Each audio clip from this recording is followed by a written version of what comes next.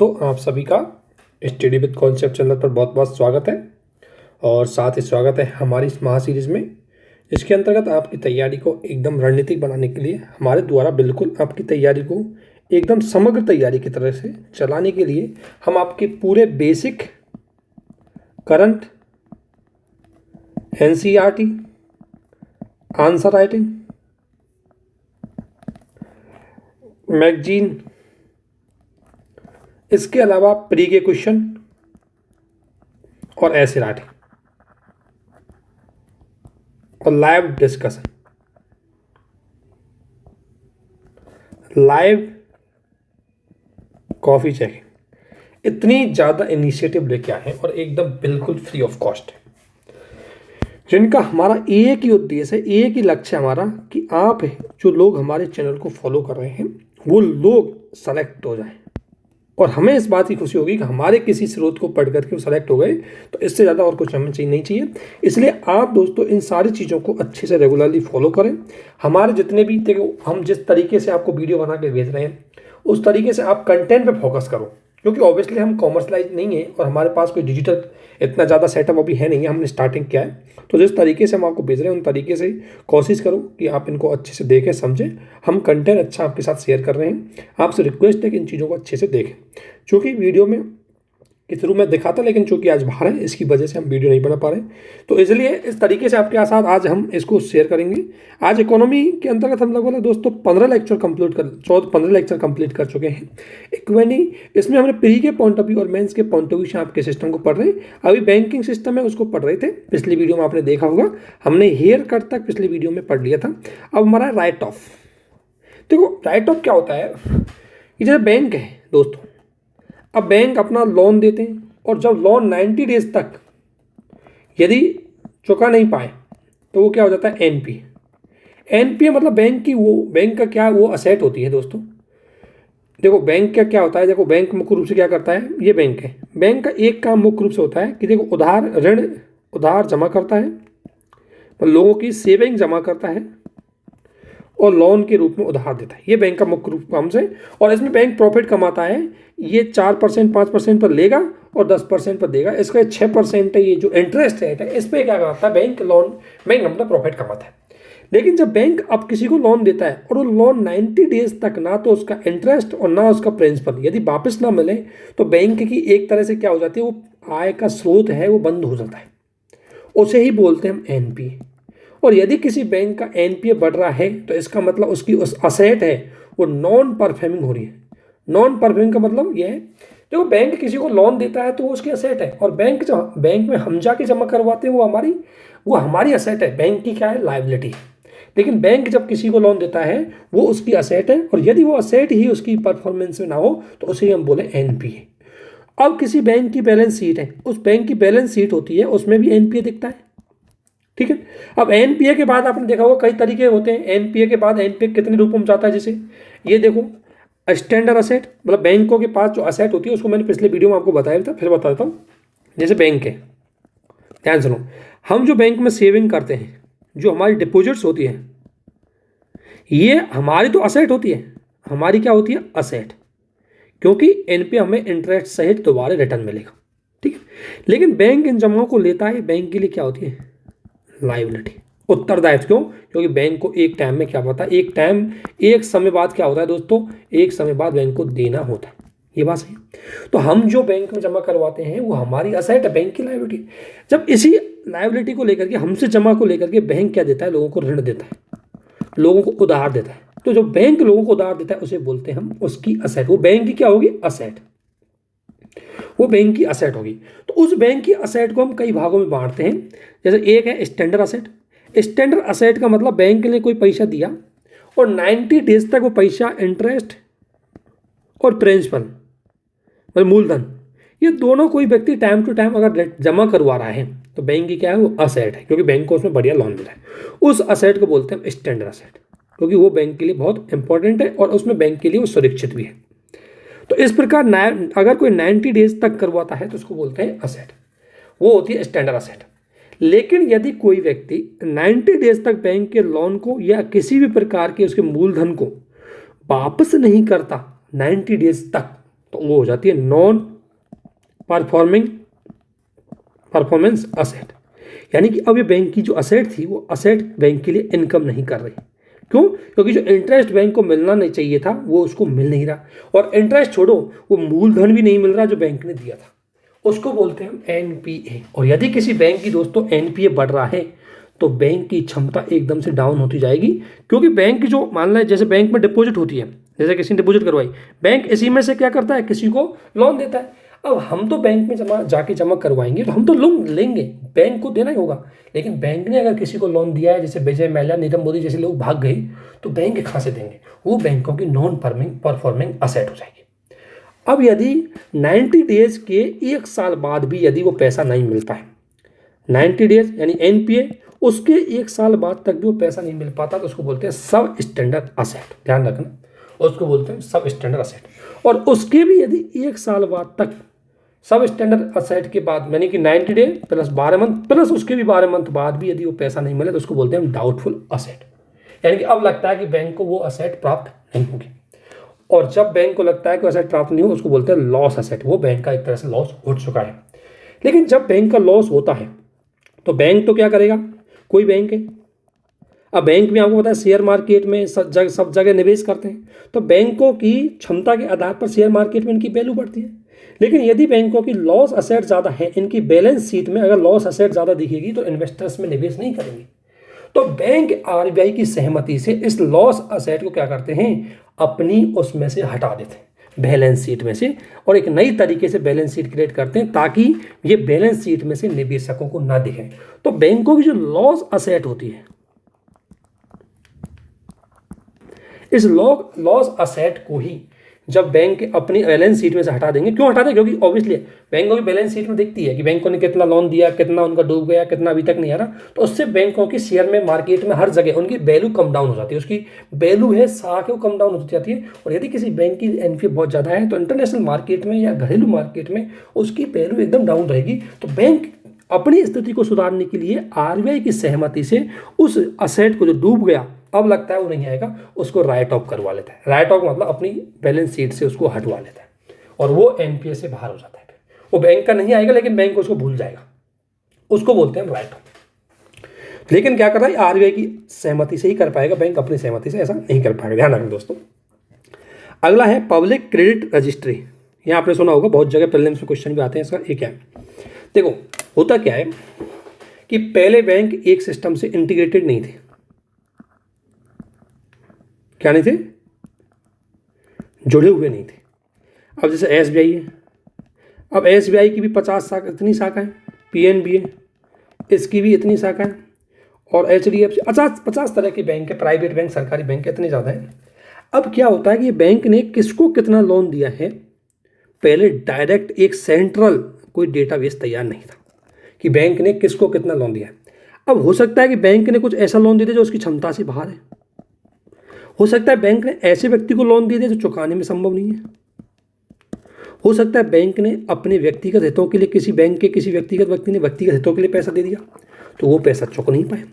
तो इसलिए जब भी आपको नीरव मोदी, विजय माल्या देख रहे हैं, इसी वजह से देख रहे हैं कि डेटा इंटीग्रेट नहीं था, पता नहीं लग रहा था कि किसको कितना लोन दे रहे हैं और किस व्यक्ति को लोन दे रहे हैं। इसलिए बैंकों के ऋणदाताओं में कि किसको ऋण दे रहे हैं, क्या वो व्यक्ति चुका पाएगा, किस कंपनी को दे रहे हैं, किस व्यक्ति को दे रहे हैं, उस सबका डेटाबेस तैयार करने के लिए एक पब्लिक क्रेडिट रजिस्ट्री तैयार की, जिसके अंतर्गत क्या है, इसके अंतर्गत विभिन्न बैंकों द्वारा दिए जाने वाला ऋण सहित ऋणदाताओं की केंद्रीय सूचना को इकट्ठा किया जाता है कि ऋणदाता किसको दे रहा है। क्या भाई उसको 500 करोड़ रुपये दिए, तो क्या वो 500 करोड़ रुपये चुका पाएगा? वो 500 करोड़ रुपये का क्या यूज कर रहा है?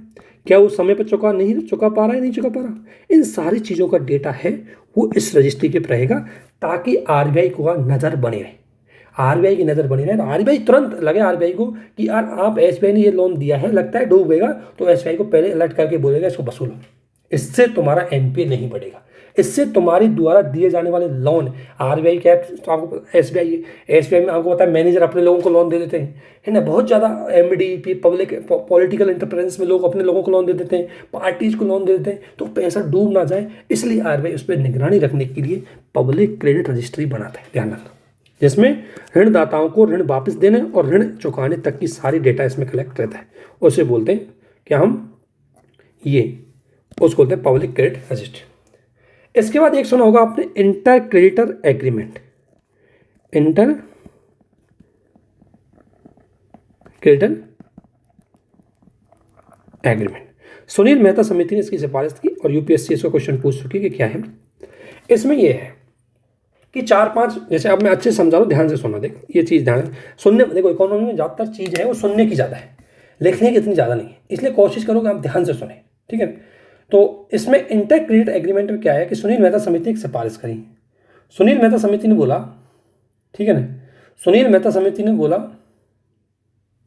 कि भाई जैसे विजय माल्या है, नीरव मोदी है, या बड़े बड़े बिजनेसमैन है, या कई ऐसे व्यक्ति जिन्होंने कई बैंकों से लोन ले रखा है, जैसे एसबीआई से भी ले रखा है, पीएनबी से भी ले रखा है, एचडीएफसी से भी ले रखा है, आईसीआई से भी ले रखा है, इतने बैंकों से लोन ले रखा है। तो क्या होगा कि इसने बोला कि वो लोन का अमाउंट मिनिमम 50 करोड़ से अधिक है, 50 करोड़ रुपये है, 50 करोड़ रुपये से अधिक है, मान लो 500 करोड़ रुपये है, और वो किसने लिया, मान ले नीरव मोदी ने लिया है, मान लेते हैं हम।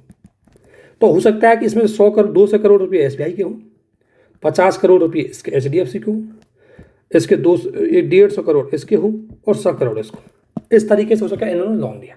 अब ये सारे क्या है, क्रेडिटर, यानी कि लोन देने वाले, ये लोन देने वाले बैंक है, इन्होंने लोन दिया। अब ये आपस में क्या कर रहा है, हो सकता है कि नीरव मोदी के डॉक्यूमेंट, कुछ डॉक्यूमेंट एसबीआई के पास हो, कुछ डॉक्यूमेंट एचडीएफसी के पास, कुछ पीएनबी के पास और कुछ आईसीआईसी के पास। भाई डॉक्यूमेंट कुछ तो रखा होगा, तभी तो उन्होंने लोन दिया। तो ये सारे बैंक मिलकर के अपन में से एक एग्रीमेंट कर लें कि भाई ये लोन वसूलना कैसे, किस प्रोसीजर से वसूलना है, उसी को बोलते हैं इंटर क्रेडिटर एग्रीमेंट। और इसमें ध्यान रखना, इसमें जितने भी एग्रीमेंट होते हैं, इस एग्रीमेंट की इनिशिएटिव वो बैंक करेगा जिसका ज़्यादा अमाउंट है। जैसे एसबीआई का 250 करोड़ है, तो एसबीआई एक एग्रीमेंट है वो बनाएगा, एक कंडीशन और एग्रीमेंट बनाएगा, उसको इन चारों बैंकों के समक्ष क्या करेगा, उसको प्रस्तुत करेगा और बोलेगा कि हम इस तरीके से ये पैसा वसूलेंगे, आप इतना लेना, मैं इतना लूँगा, इतना लेना। तो इस आधार पर वो एग्रीमेंट होता है। इससे क्या है कि एक ही लोन लेने वाले व्यक्ति से क्या है, आसानी से बैंक मिल करके ऋण को वसूल कर लेते हैं। इसलिए इंटर क्रेडिटर एग्रीमेंट का सिस्टम लेके आया कौन, अपना सुनील मेहता कंपनी। लेकिन मिनिमम अमाउंट कितना होना चाहिए दोस्तों, 50 करोड़। 50 करोड़ होगा तभी जाकर के इंटर क्रेडिट एग्रीमेंट स्टार्ट होगा। और चारों, कोई भी बैंक जो उसमें जिन्होंने ऋण दिया है वो सारे मिल करके उसको काम करेंगे, उसे बोलते हैं इंटर क्रेडिटर एग्रीमेंट। समझ गए। अगला एक छोटा सा फैक्ट है, ये ध्यान रखना, नॉन बैंकिंग फाइनेंशियल कंपनी। तो दोस्तों आपने सुना है फाइनेंशियल इंस्टीट्यूट, और फाइनेंशियल इंस्टीट्यूट में एक होगा बैंक और एक होगा non banking financial company. Bank क्या होता है, बैंक जो जमा करता है, सेविंग एंड जमा लेता है और लोन देता है, ये बैंक की मुख्य रूप से एक बिजनेस होता है। नॉन बैंकिंग फाइनेंशियल क्या होती है कि जमा नहीं लेती, ये लोन देती है, और लोन के लिए पैसा कहाँ से लाती है, शेयर मार्केट से, म्यूचुअल फंड से, ऐसी चीज़ों में क्या करती है, निवेश करती है कौन, नॉन बैंकिंग फाइनेंशियल कंपनी। और चूंकि बैंक लोगों की जमा स्वीकार करते हैं, इसलिए विश्वास के रूप में बैंकों को सीआरआर रखना पड़ता है, एसएलआर रखना पड़ता है। जब नॉन बैंकिंग फाइनेंशियल कंपनी जमा ही स्वीकार नहीं करती तो इनको सीआरआर एसएलआर नहीं रखना पड़ता है, ठीक है। और बैंकों को कंट्रोल करता है कौन, आरबीआई। किस एक्ट के अंतर्गत, 1934 के एक्ट के अंतर्गत। जबकि नॉन बैंकिंग फाइनेंशियल कंपनी तो कंपनी है, इनको आरबीआई केवल लाइसेंस देता है, रेगुलेट नहीं करता। रेगुलेट करने के लिए इनके लिए अलग अलग संस्थाएं होती हैं, इनका रेगुलेटर आरबीआई नहीं करता, इनके लिए अलग अलग संस्थाएं होती है। जैसे बीमा क्षेत्र की कोई कंपनी है, उसका रेगुलेशन कौन करेगा, इरडा। शेयर मार्केट की अगर नॉन बैंकिंग फाइनेंशियल कंपनी है, उसका करेगा सेबी। और हाउसिंग फाइनेंस कंपनी से जुड़ी हुई है, उसका पड़ेगा नेशनल हाउसिंग बैंक। तो अलग अलग क्षेत्र की कंपनियां नॉन बैंकिंग फाइनेंशियल कंपनियों को क्या करती है, रेगुलेट करती है। अब देखते हैं इनके बारे में थोड़ा डिटेल से कि क्या है। इनका प्री में क्वेश्चन आ सकता है दोस्तों, इसलिए अच्छे से इनको पढ़ ले एक बार। देखो सबसे बड़ी बात यह है कि ये कंपनियां कंपनी एक्ट 1956 में रजिस्टर होती हैं, जिनका मुख्य काम क्या है कि विभिन्न प्रकार के शेयर स्टॉक। देखो एक एक चीज़ को तो आप जानते होंगे, इनका मतलब जानते होंगे। शेयर का मतलब है आपने किसी कंपनी में 100 रुपये 1% शेयर खरीदा तो आप उसको 1% मालिकान हो गए। बॉन्ड का मतलब है कि कोई कंपनी लोन दे करके, मतलब एक निश्चित अमाउंट का आपको इंटरेस्ट देगी और आपसे लोन ले लेगी, वो होगी बॉन्ड। डिवेंचर क्या होता है कि देखो बॉन्ड और डिवेंचर में एक ही अंतर होता है। बॉन्ड में क्या है कि कंपनी या कोई ऋणदाता जो ऋण लेने वाला है वो आपके पास कुछ न कुछ संपार्श्विक रखेगा, ठीक है। जबकि डिवेंचर में वो संपार्श्विक नहीं रखने की जरूरत होती है उसको। और जब सम पार्ट्स की रखने की जरूरत नहीं होती तो ऑब्वियसली जब आपके पास कोई डॉक्यूमेंट कोई जमा नहीं करवाएगा आप उसको लोन देंगे तो उसमें आपकी रिस्क ज़्यादा है, पता नहीं पैसा डूब भी सकता है। और जहाँ रिस्क ज़्यादा होती है दोस्तों वहाँ इंटरेस्ट रेट भी ज़्यादा होती है, इसलिए डिवेंचर में इंटरेस्ट रेट ज़्यादा होती है। प्रतिभूतियाँ गवर्नमेंट के द्वारा जारी की वाली असेट और किसी योजना ऐसी चीज़ों में क्या करती है कंपनियां विभिन्न प्रकार के किस्तों के माध्यम से जमा करवाती है, राशियों को निवेश करती है। इन्हीं कंपनियों को बोलते हैं नॉन बैंकिंग फाइनेंशियल कंपनी। दोस्तों नॉन बैंकिंग फाइनेंशियल कंपनी में कौन सी संस्थाएं शामिल नहीं होती, ये इंपॉर्टेंट पॉइंट है, आपको याद होना चाहिए। अगर कोई कंपनी या संस्था जो कृषि कार्य कर रही है या औद्योगिक या व्यापार संबंधी अगर कोई कार्य करती है या कोई रियल एस्टेट मार्केट का काम करती है तो वो company non banking financial company में शामिल नहीं होगी। वेरी इंपॉर्टेंट पॉइंट है ये स्टेटमेंट, यूपीएससी स्टेट पीसीएस में आ सकता है। नॉन बैंकिंग फाइनेंशियल कंपनी कहाँ रजिस्टर होती है, 1956 के एक्ट में। काम क्या होता है, ये शेयर बॉन्ड डिवेंचर आदि में अपना क्या करते हैं, निवेश करती है, वहाँ से पैसा कमाती है और उनको बेचने का काम करती है। लेकिन कौन सी कंपनी नॉन बैंकिंग नहीं आएंगी, जो एग्रीकल्चर कार्य करेंगी, जो औद्योगिक और जो व्यापारिक गतिविधियों के साथ साथ जो अचल संपत्ति है, जो अचल संपत्ति अपना रियल एस्टेट वाला मार्केट है उसमें काम करने वाली कंपनियों को हम नॉन बैंकिंग फाइनेंशियल कंपनी के रूप में शामिल नहीं करते। ये चीज़ आपको याद रखनी है दोस्तों। अब इनकी थोड़ी विशेषताएं देख लेते हैं। नॉन बैंकिंग फाइनेंशियल कंपनी ऋण प्रदान करती है, सही है, ये मार्केटों में निवेश करती है, सही बात है।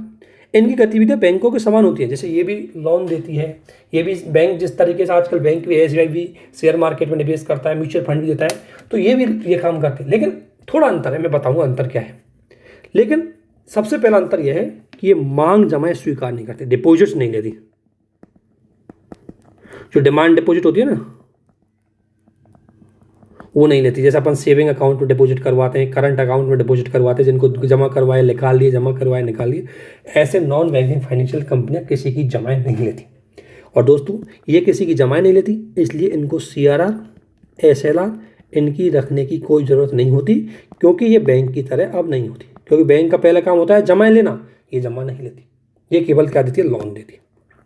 ठीक है। नॉन बैंकिंग फाइनेंशियल कंपनी भुगतान और निपटान का हिस्सा नहीं है, ये चेक जारी नहीं करती। बैंक क्या करते हैं, आपके पेमेंट का सेटलमेंट करते हैं।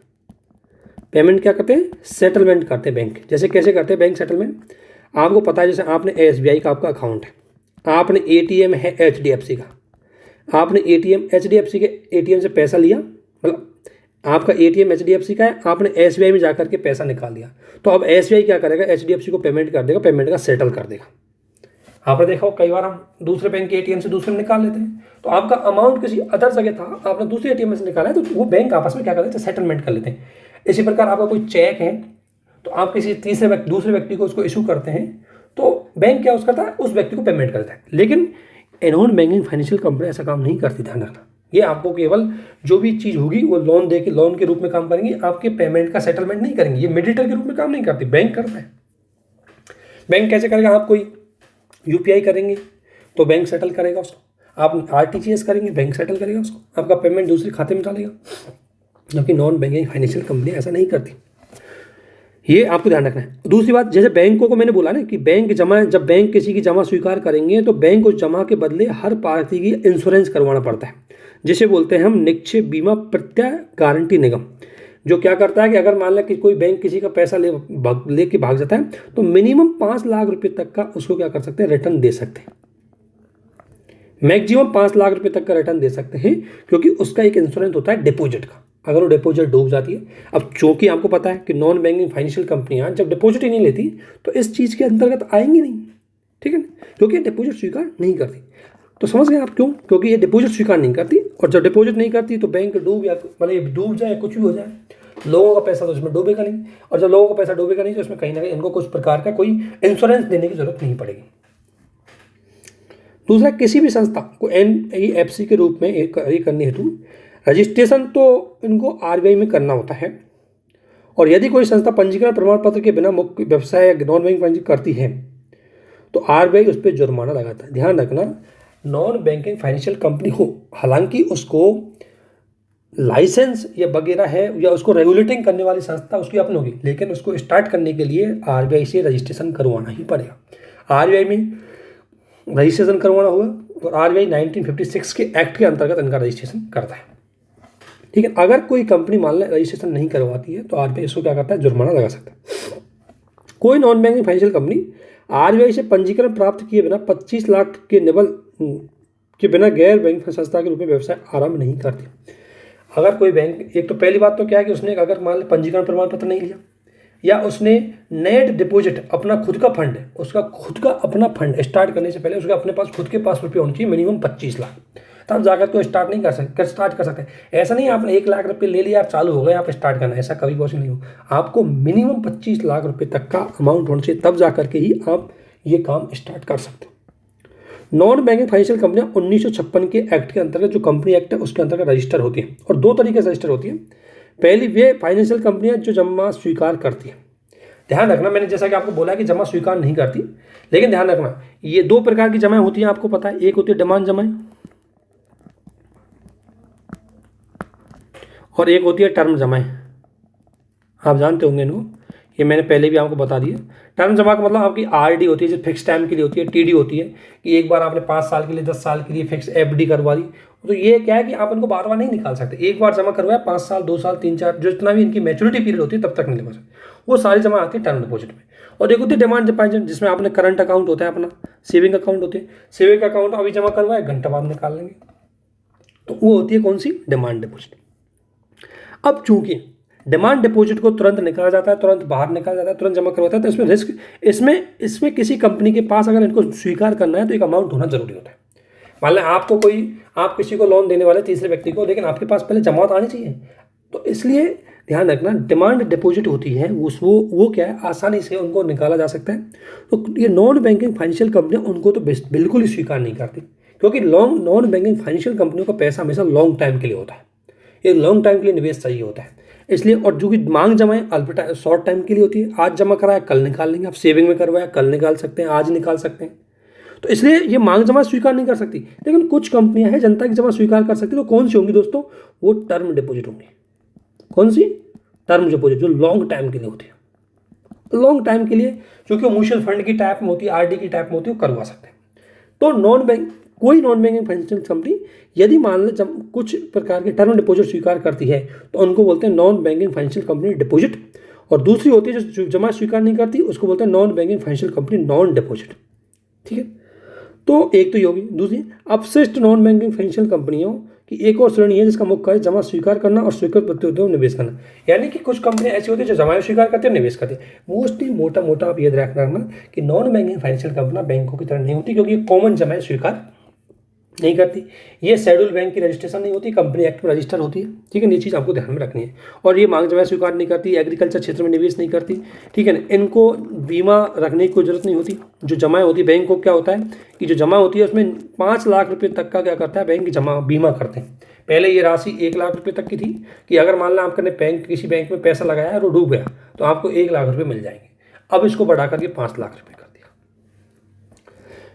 इसके अलावा इनकी विशेषता है कि इनको रेगुलेट करने के लिए आरबीआई काम नहीं करती, अलग अलग क्षेत्र की जो नॉन बैंकिंग फाइनेंशियल कंपनी वही इनको क्या करती है, रेगुलेट करती है। तो अब तक समझ गए होंगे कि क्या होती है। अब दोस्तों आगे देखते हैं हम कि एक हमेशा रही है कि बैंक का ब्याज का आधार क्या होगा। कि देखो बैंक में बता रहा हूँ आपको कि बैंक का मुख्य काम होता है लोगों की सेविंग है उसको तो क्या करता है, डिपॉजिट करता है, और दूसरा लोन देता है। अब बैंक लोन देने की, क्योंकि इतने बैंक हैं तो बैंक लोन देने के लिए उसकी मिनिमम रेट क्या होगी, इसका डिसाइड किस तरीके से किया जाए, इसको लेकर के हम देखते हैं कि बैंक के ब्याज का क्या आधार होगा।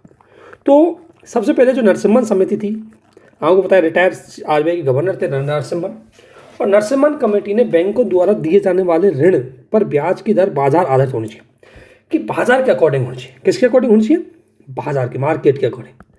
पहले क्या थी कि इसको गवर्नमेंट द्वारा डिसाइड किया था, और गवर्नमेंट कैसे, कि कोई पॉलिटिकल पार्टी है, अब चुनाव आने वाले हैं, किसानों को सस्ता ऋण दिलाना है या व्यापारियों को सस्ता ऋण दिलाना है, ब्याज की रेट सस्ती कर देगी, चाहे बैंक जाके डूब जाए। तो उससे क्या है कि कहीं ना कहीं बैंक एनपी चला जाएगा, मार्केट हो जाएगा। तो नरसिम्हन ने बोला कि ऐसे करो आप कि मार्केट के आधार पर डिसाइड करो। और मार्केट कैसे, अगर मान लें कि मार्केट में इन्फ्लेशन है, यानी मुद्रास्फीति, यानी कि मुद्रास्फीति का मतलब मार्केट में पैसा बहुत ज़्यादा है, पैसा ज़्यादा है, और पैसा ज़्यादा है तो इसको खींचने के लिए, सोखने के लिए क्या करना चाहिए कि हमें इंटरेस्ट रेट को क्या करना चाहिए, बढ़ा देना चाहिए, मार्केट का दर बढ़ा देंगे। अगर मान लें डिफ्लेशन है तो इस टाइम मुद्रा की कमी है, तो इस समय हम क्या करेंगे, इंटरेस्ट रेट को घटा देंगे। तो मार्केट में जैसे सिचुएशन हुए उसी आधार पर हमें अंतर्राष्ट्रीय स्तर पर क्या करना है, मुद्रा को घटाना, मतलब घरेलू लेवल या अंतर्राष्ट्रीय स्तर पर मुद्रा को घटाना बढ़ाना चाहिए, इसकी ब्याज रेट को, इसको इंटरेस्ट रेट को। क्योंकि दोस्तों इंडिया में अगर इंटरेस्ट रेट मान लें, अगर हम मार्केट के अकॉर्डिंग नहीं करेंगे, जैसे फेडरल बैंक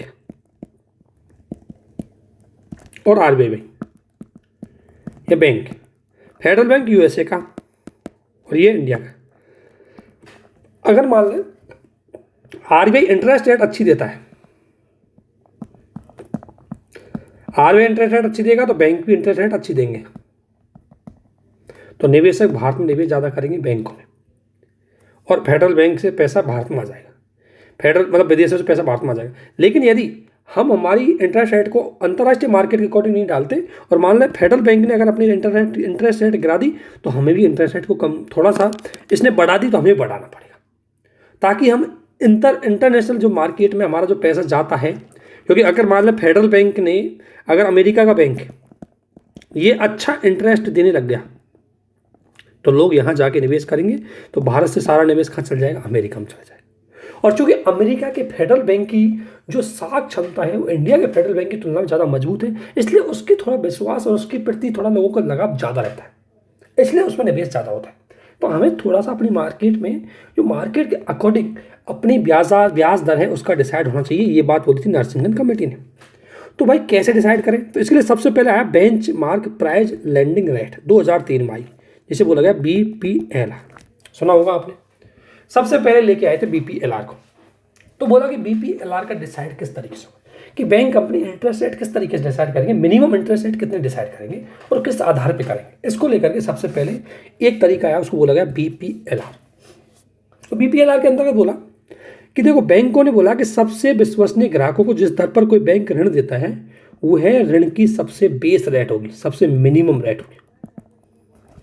यानी कि मान लो SBI है, PNB है, HDFC है, और विश्वसनीय ग्राहक यानी कि जो समय पे जमा करवाते थे ऋण को और इंटरेस्ट, वही होता है विश्वसनीय ग्राहक। अगर विश्वसनीय ग्राहक है तो वहाँ क्या होती है, रिस्क कम होती है, इसलिए सबसे कम इंटरेस्ट रेट भी होगी, इंटरेस्ट रेट भी वहाँ कब सबसे कम होगी, क्योंकि वहाँ पैसा वापस मिल जाता है बैंक को, इसलिए इंटरेस्ट रेट कम होगी।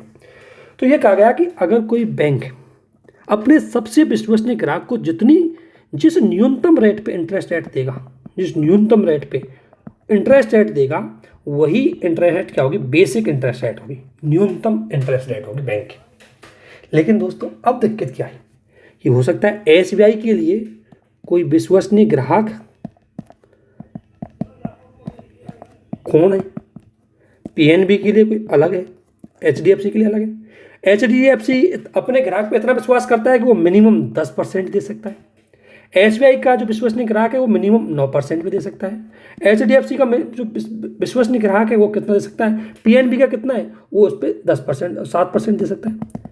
तो सबसे बड़ी बात है कि विश्वसनीय ग्राहक कौन, किसे हम विश्वसनीय ग्राहक मानेंगे, और हर बैंक का अपना अपना विश्वसनीय ग्राहक है। SBI के लिए विश्वसनीय ग्राहक हो सकता है नीरव मोदी, PNB के लिए हो सकता है विजय माल्या, ये इनके विश्वसनीय ग्राहक हो सकते हैं उस समय के लिए। तो बोला विश्वसनीय ग्राहक कौन होगा, और ये भी तो हो सकता है SBI के लिए विश्वसनीय ग्राहक SBI का रिश्तेदार, SBI मैनेजर का रिश्तेदार हो सकता है, PNB के लिए विश्वसनीय ग्राहक उसका रिश्तेदार हो सकता है। तो विश्वसनीय ग्राहक की जो बात है उसमें विश्वसनीयता की परिभाषा क्या है, और हर बैंक के लिए अलग अलग है। जो हर बैंक के लिए अलग है तो एक बेस रेट संभव ही नहीं थी, SBI फिर तो अलग रखेगा, RBI और PNB अलग रखेगा, क्योंकि उसका अलग विश्वसनीय ग्राहक है। इसलिए ये फंडा ज़्यादा चल नहीं पाया था, क्योंकि इसमें कमी थी। और कमी क्या थी, पहली कमी थी कि जो विश्वसनीय ग्राहक है कौन होंगे, इसकी परिभाषा नहीं थी। किसे कहेंगे विश्वसनीय ग्राहक, PNB के लिए अलग होगा, RBI के अलग हो सकता है। SBI जैसे उसे विश्वसनीय ग्राहक कहते जो रेगुलरली उसको जो एक दिन पर डे के हिसाब से उनको इंटरेस्ट जमा करवा दे। PNB उसको विश्वसनीय ग्राहक है जो उसको हर 10 दिन में जमा करवा दे। हो सकता है HDI का विश्वसनीय ग्राहक वो हो जो उसको हर 15 दिन में जमा करवा दे। तो अपने अपने अकॉर्डिंग विश्वसनीय ग्राहक अलग हो सकते हैं, इसलिए अपने अकॉर्डिंग अलग अलग बेस रेट हो सकती है। इसलिए आधार दर को एक फिक्स लेवल पर डिसाइड यहाँ नहीं कर पा रहे थे। इन्हीं कारणों से ब्याज दर पर बैंकों के आधार पर काफ़ी अलग अलग हो जाते थे। ब्याज दर एसबीआई की रेट अलग हो जाती थी, पीएनबी की रेट अलग हो जाती थी, एचडीएफसी की अलग अलग अलग बैंकों की अलग अलग हो जाती थी, क्योंकि उनका विश्वसनीय ग्राहक है वो अलग अलग हो सकते थे। तो ये ज़्यादा दिन तक चला नहीं। इसके बाद दीपक महंत समिति ने एक सिफारिश करी, और दीपक महंत समिति ने बोला कि बीपीएलआर की जगह हमें एक बेस रेट लानी चाहिए। और बेस रेट का मतलब न्यूनतम ये रेट होगी जिस पे बैंक है वो ऋण देंगे। लेकिन ये बेस रेट डिसाइड क्या होगी, इसमें थोड़ा सा और हम आगे बढ़े। इसमें बोला कि देखो, एक तो सबसे विश्वसनीय ग्राहक और एक सबसे अविश्वसनीय ग्राहक।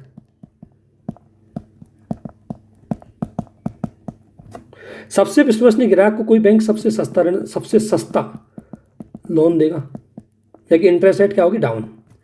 और सबसे अविश्वसनीय, जिसमें विश्वास नहीं है, रिस्क ज़्यादा है, वह सबसे महंगा देगा।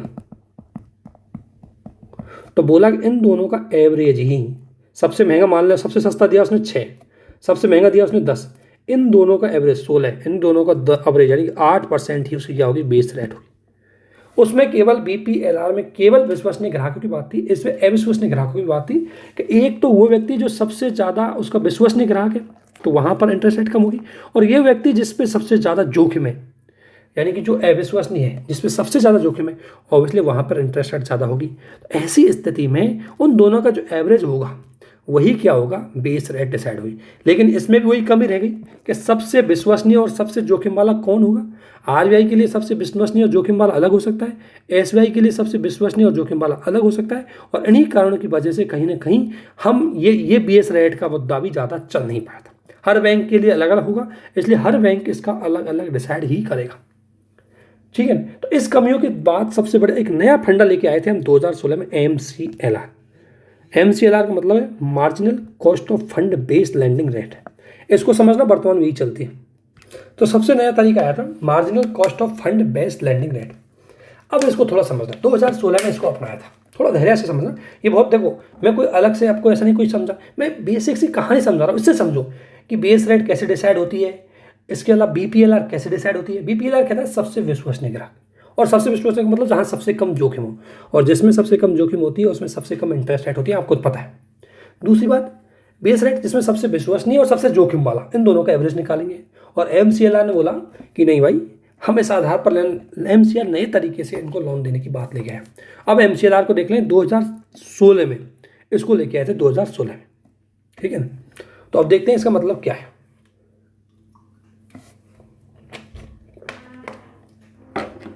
आरबीआई ने 2016 में इसको अपनाया था। आरबीआई के अनुसार एमसीएलआर मौद्रिक नीति संचरण के प्रति संवेदनशील है। अब ये समझो पहले तो मौद्रिक नीति संचरण क्या है। देखो, मौद्रिक नीति संचरण का मतलब है कि आपको पता है मौद्रिक नीति का निर्धारण कौन करता है, आपको पता है मौद्रिक नीति का संचालन कौन करता है, आरबीआई। कौन करता है, आरबीआई। और मौद्रिक नीति आरबीआई की क्या है कि वो इन्फ्लेशन है उसको संतुलन रखें। हमने एक क्वेश्चन पढ़ा था कि संतुलन इन्फ्लेशन जरूरी है, और संतुलन में कैसे रखें, +4 ± 2, यानी कि मिनिमम 2 से मैक्सिमम 6% तक ही हमारी इन्फ्लेशन रेट होनी चाहिए। और इसको आरबीआई द्वारा मुख्य रूप से आरबीआई इस पर फोकस करती है मौद्रिक नीति के माध्यम से। अगर मान लें इन्फ्लेशन रेट बहुत कम है, इसका मतलब अविस्फीति की स्थिति है, इसका मतलब अर्थव्यवस्था मंदी की स्थिति है, तो डिमांड कम है। तो ऐसी स्थिति में आरबीआई क्या करेगा, मार्केट में पैसा भेजेगा, और पैसा भेजने के लिए आरबीआई इंटरेस्ट रेट है उसको भी क्या करेगा, कम करेगा। अब मान लो आरबीआई ने इस दौरान मान लो 2% कम करी, तो आरबीआई ये कम इसलिए करता है ताकि ग्राहकों को भी सस्ती मिले। तो यदि बैंक इसको सेम टू सेम 2% कम कर देंगे तो ये हो गया 100% मौद्रिक नीति संचरण, 100%। और अगर मान लो बैंकों ने आरबीआई ने 2% करी, बैंकों ने 1% करी, तो हो गया 50%।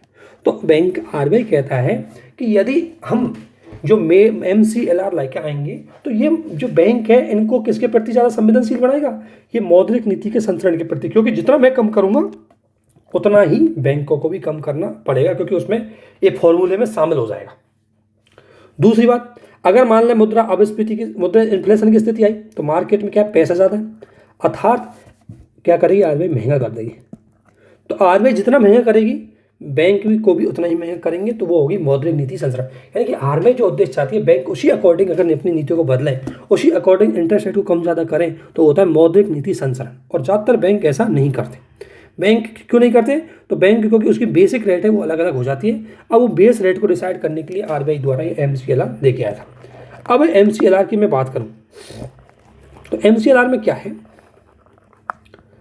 इसमें क्या है कि इसमें बेस रेट का डिसाइड एक फॉर्मूले से होगा, ध्यान रखना, और वो सभी बैंकों को समान रूप से लागू होगा, और इसलिए सभी बैंकों की समान रूप से बेस रेट फिक्स हो जाएगी, और वो बेस रेट आरबीआई के अकॉर्डिंग ही डिसाइड होती जाएगी। तो MCLR के अकॉर्डिंग आरबीआई क्या करेगी, अपनी मौद्रिक नीति का संचरण करेगी। जितना आरबीआई चेंज करेगी अपनी इंटरेस्ट रेट ऑफ इंटरेस्ट में, उतना ही बैंक अगर करें तो होता है मौद्रिक नीति का संचरण।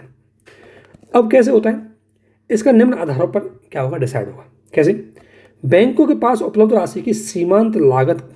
पहली बात देखो, आपको पता है बैंकों के पास जो उपलब्ध राशि है, जैसे बैंकों के पास 100 रुपया, अब 100 रुपये बैंकों के पास है, तो बैंकों के पास क्या है, वो जमा है, किसी की जमा है। तो बैंकों के पास अगर किसी की जमा है, तो बैंकों की तो कॉस्ट ही है, बैंकों को तो उन पर क्या देना पड़ रहा है, इंटरेस्ट देना पड़ता है। तो एक तो बैंक मान, क्योंकि आपको पता है दोस्तों, बैंकों के पास अगर 1000 रुपये बैंकों ने किसी ने कोई ने जमा करवाया बैंक में, तो बैंक 1000 का लोन तो देगा नहीं, वो 500-700 का देगा, शेष बैंक के पास जमा रहेंगे, उस पर बैंकों को इंटरेस्ट देना पड़ेगा, वो होगी बैंकों की सीमांत लागत, क्योंकि उस पर बैंक को क्या देना पड़ता है, इंटरेस्ट रेट। तो एक तो उसको कैलकुलेट किया जाएगा भाई, तभी तो उनकी भाई बैंक क्या कहेंगे कि आप मिनिमम इतने डिसाइड करो कि हमारी कॉस्ट भी आ जाए और थोड़ा बहुत हमें प्रॉफिट भी मिल जाए, उतनी हमें क्या करनी है, मिनिमम डिसाइड करनी है, क्या, रेट ऑफ इंटरेस्ट। और उसी को बोला गया हमारे यहाँ MCLR, marginal cost fund of base landing rate. यानी कि मार्जिनल करके देखेंगे कि बैंकों का कितना खर्चा है, उसके बाद उसको ऐड करके थोड़ा बहुत उनको प्रॉफिट ऐड करके उनकी वो डिसाइड की जाएगी। तो पहली कॉस्ट उनकी क्या है, सीमांत लागत, जो बैंकों के पास डिपोजिट हुई। दूसरी बैंकों की ऑपरेशन कॉस्ट, यानी बैंकों को जो ग्राहक जो उनके एम्प्लॉय होते हैं उनको सैलरी देती है, लाइट का खर्चा, उनके जो मशीन का खर्चा, उनके जो तरह तरह की जो ऑपरेशनल कॉस्ट होती है वो उनका खर्चा, उसको भी ऐड करेगी भाई। इसके अलावा CRR, क्योंकि ध्यान रखना बैंकों CRR किसके पास होती है, आरबीआई के पास। क्यों, कितना, 4% जितनी। अब देखो बैंक ये 4% आरबीआई के पास रखते हैं, किसी की डिपॉजिट तो लेते ही बैंक भाई, बैंक तो किसी से डिपॉजिट लेते होंगे और उसको तो इंटरेस्ट देते होंगे, लेकिन बैंकों को आरबीआई से कोई इंटरेस्ट नहीं मिलता, तो बैंक को क्या हो जाती है, कॉस्ट हो जाती है। तो CRR पे कॉस्ट, उसको भी शामिल करेंगे भाई, वो भी हमारी कॉस्ट है। और इसके अलावा दिए जाने वाले लोनों की विभिन्न अवधि, बैंक भी अलग अलग लोन अलग अलग टाइम के लिए देते हैं, किसी को शॉर्ट टाइम के लिए देते हैं तो ज़्यादा इंटरेस्ट रेट होती है, किसी को लॉन्ग टाइम के लिए देते हैं तो अधिक इंटरेस्ट, वो सस्ती इंटरेस्ट रेट पे होती है। तो इन सबको जोड़ करके, इन सब का एवरेज निकाल कर, ध्यान रखना, इन सब का एवरेज निकाल करके ही होगी MCLR भाई। सारी कॉस्टों को निकाल करके उसमें किस प्रॉफिट जोड़ा जाएगा, उसी से ही MCLR है वो डिसाइड होगी। तो MCLR किस तरीके से डिसाइड होगी, ध्यान रखना। और MCLR का जो ब्याज दर डिसाइड होगी MCLR के आधार पर, उसका मंथली बेसिस पर ही क्या किया जाएगा, रिव्यू किया जाएगा, क्योंकि कॉस्ट इनकी मंथली बेसिस पर चेंज होती जाएगी, और उसी आधार पर मिनिमम इनको इतना इंटरेस्ट रेट रखना ही होगा, उसे बोलते हैं MCLR। और आपको पता है ये सारे बैंकों में कॉमन होगा, हर बैंक की अपनी सीमांत लागत होगी, ऑपरेशन लागत होगी, CRR होगा, ये सब तो हर बैंकों में तो क्योंकि कॉमन होगा, इसलिए हर बैंकों का एक फिक्स MCLR होगा। इसमें सब्जेक्टिविटी नहीं होती, इसमें ऑब्जेक्टिविटी होती है, इसलिए इसमें पारदर्शिता ज़्यादा होती है। ठीक है, अगला आता है मौद्रिक नीति समिति। इसको लेकर के भी स्टेट PCS UPSC में डायरेक्टली आपसे क्वेश्चन पूछे जाते हैं कि मौद्रिक नीति समिति है क्या है। हालांकि ये बहुत इंपॉर्टेंट चीज़ है। हो क्या रहा था अभी मैं बताता हूँ आपको थोड़ा सा। तो अब हमारा इंपॉर्टेंट टॉपिक है मौद्रिक नीति समिति,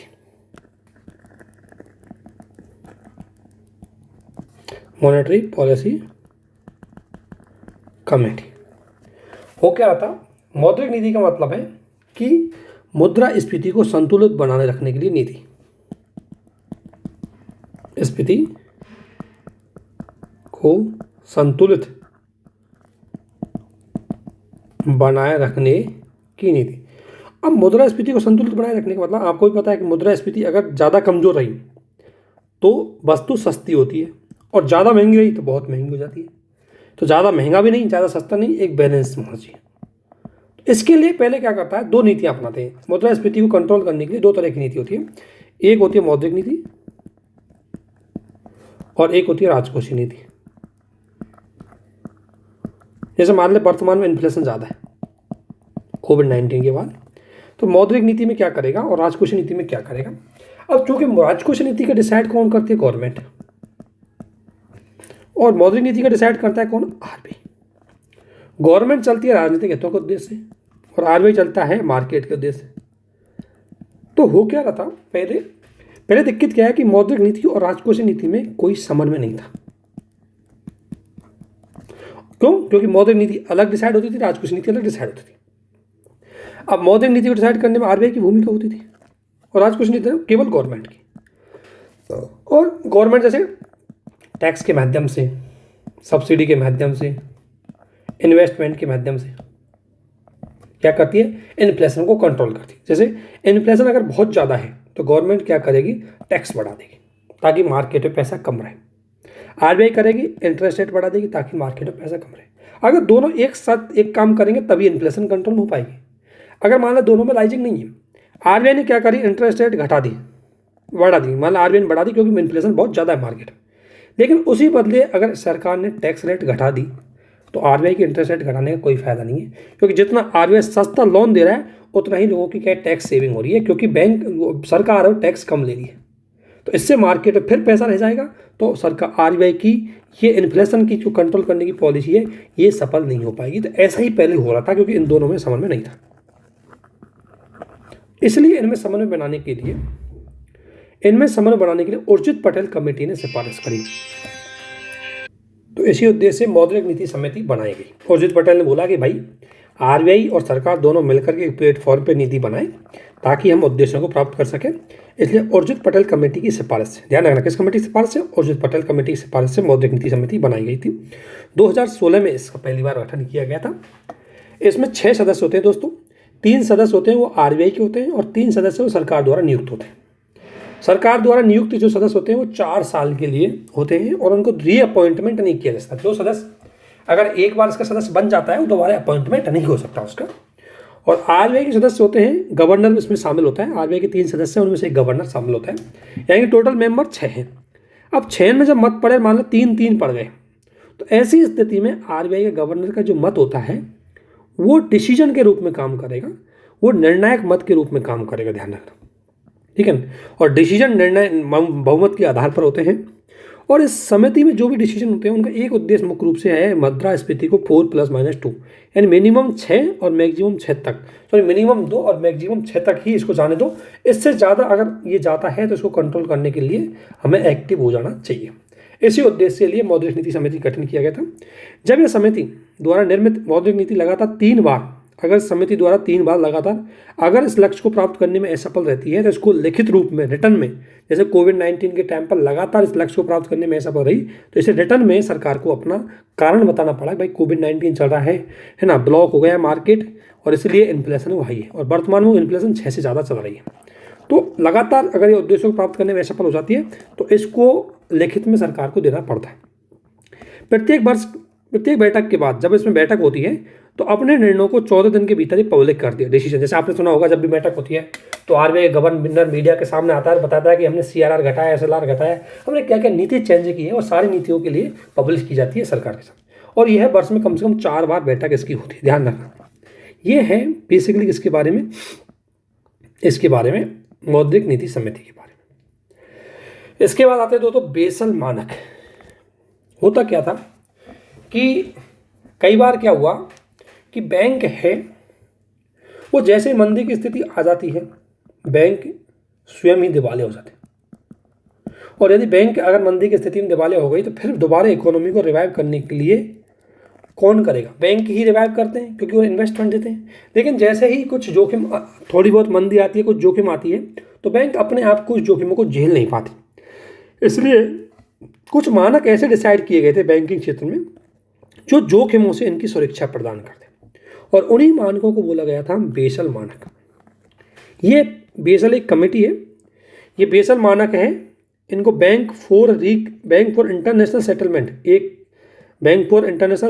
एक इंस्टीट्यूट है जिसमें समस्त दुनिया के जो केंद्रीय बैंक है, जैसे हमारा आरबीआई है, जैसे यूएसए का फेडरल बैंक है, जैसे यूएन चाइना का चाइनीज बैंक है, ये सभी बैंकों के गवर्नर इसमें क्या होते हैं, सदस्य होते हैं। तो इस बैंक फॉर इंटरनेशनल सेटलमेंट के द्वारा एक कमेटी बनाई गई थी और उस कमेटी को बैंकों के सुधार से संबंधित काम करना था।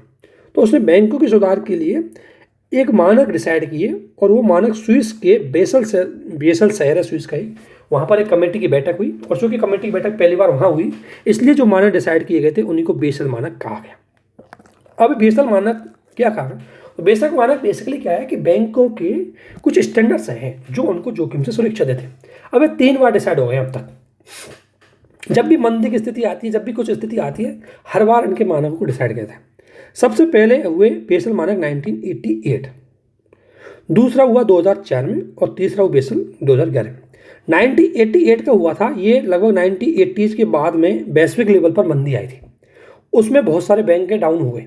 तो जब लोगों को समझ में आ गया था कि यार जब भी मंदी आती है बैंक डाउन हो जाते हैं, बैंकों की स्थिति खराब हो जाती है, तो हमें कुछ ऐसे मानक डिसाइड करने चाहिए जो बैंकों को ऐसी स्थिति से बचा सके। तो पहली बार बेसल फर्स्ट का गठन हुआ 1988 में, पहली बार बेसल मानक दिए गए थे, उनको हम देखेंगे क्या क्या मानक है। दूसरा बेसल मानक 2, 1999 में जब साउथ ईस्ट एशिया में जब मंदी आई तो उससे भी सबक सीख करके फिर दोबारा मानक डिसाइड किए, वो हुए 2004 में लागू। फिर 2008 में मंदी आई, उनसे भी सीख के हमने नए मानक डिसाइड किए, वो है 2011 में, उनको बोलेंगे बेसल 3। ठीक है, इस प्रकार 3 मानक है वो डिसाइड हुए इसके। बेसल फर्स्ट और सेकंड की अगर हम बात करें, जो बेसल फर्स्ट और सेकंड के अंतर्गत जो मानक डिसाइड किए वो ये है। पहला, इसमें डिसाइड किया कि बैंकों को अपनी असेट है उसको डिवाइड करना चाहिए। किस तरीके से, बैंकों के पास 3 प्रकार की असेट होती है, एक होती है टीयर फर्स्ट, एक होता है टीयर सेकंड और एक होती है टीयर थर्ड। अगर मैं बात करूं टीयर फर्स्ट, तो ये सर्वाधिक असेट होती है बैंकों की, और इसमें बैंकों की, जैसे बैंकों की खुद की अपनी संपत्ति होती है जो उनके डिक्लेरेशन होता है उनकी, बैंकों की जो शेयर मार्केट में निवेश होता है वो, बैंकों का जो SLR होता है वो, और बैंकों की चुकता पूंजी जैसे बैंक इन्वेस्ट करते हैं, वो सारी कैपिटल है वो आती है उनकी टीयर फर्स्ट में, जो बैंकों की डायरेक्ट कैपिटल होती है, जो बैंकों की खुद की कैपिटल है, उन्होंने शेयर में निवेश किया, उन्होंने अपने असेट के रूप में रखा, उसने SLR के रूप में रखा, उस सारी बैंकों की क्या होती है, असेट होती है। जो डायरेक्ट असेट होती है बैंकों की वो आती है टीयर फर्स्ट में, जिसमें बैंकों को कोई रिस्क नहीं होता, वो उनकी असेट होती है। दूसरी होती है टीयर 2, जो क्या होती है, इनकी पूरक संपत्ति होती है, जिसमें मुख्य रूप से क्या होती है कि ये रिजर्व बैंक से लोन बॉन्ड लेते हैं कुछ, या कुछ अघोषित निधियाँ होती है जो इनकी, जिनको डिक्लेयर नहीं करते, वो आती है इनकी टीयर 2 में।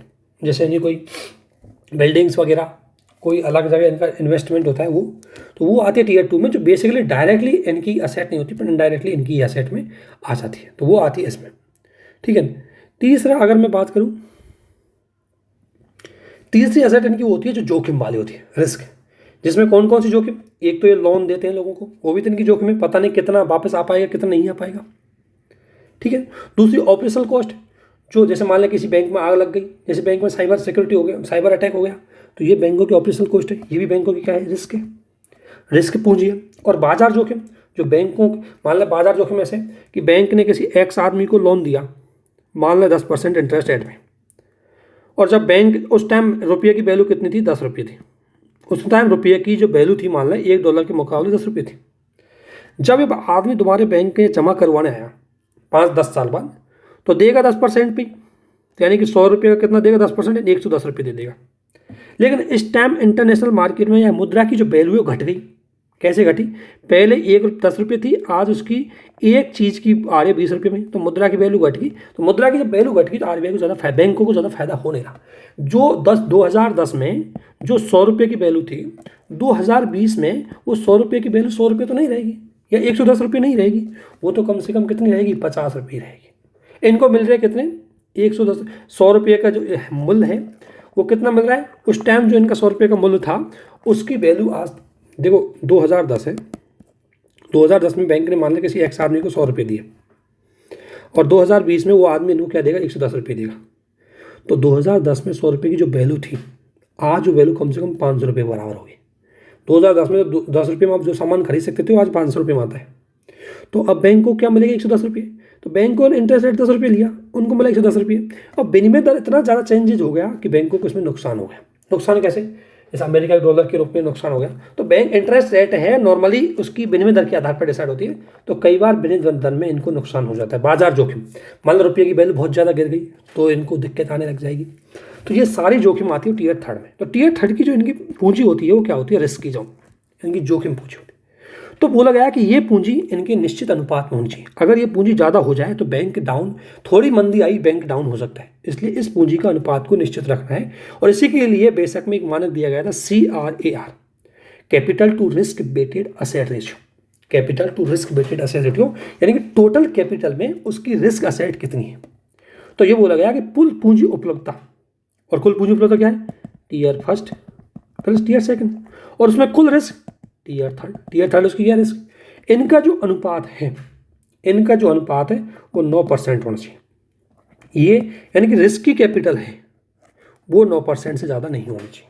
टियर थर्ड है, इसमें शायद फॉर्मूला इसने उल्टा दे दिया, फॉर्मूला होना चाहिए टियर थर्ड वटे tier first plus tier second, क्योंकि ये है नॉन रिस्क और ये रिस्क, मान लो रिस्क की है 5, नॉन रिस्क की है 100, तो 5% इसकी रिस्क की कैपिटल हो गई।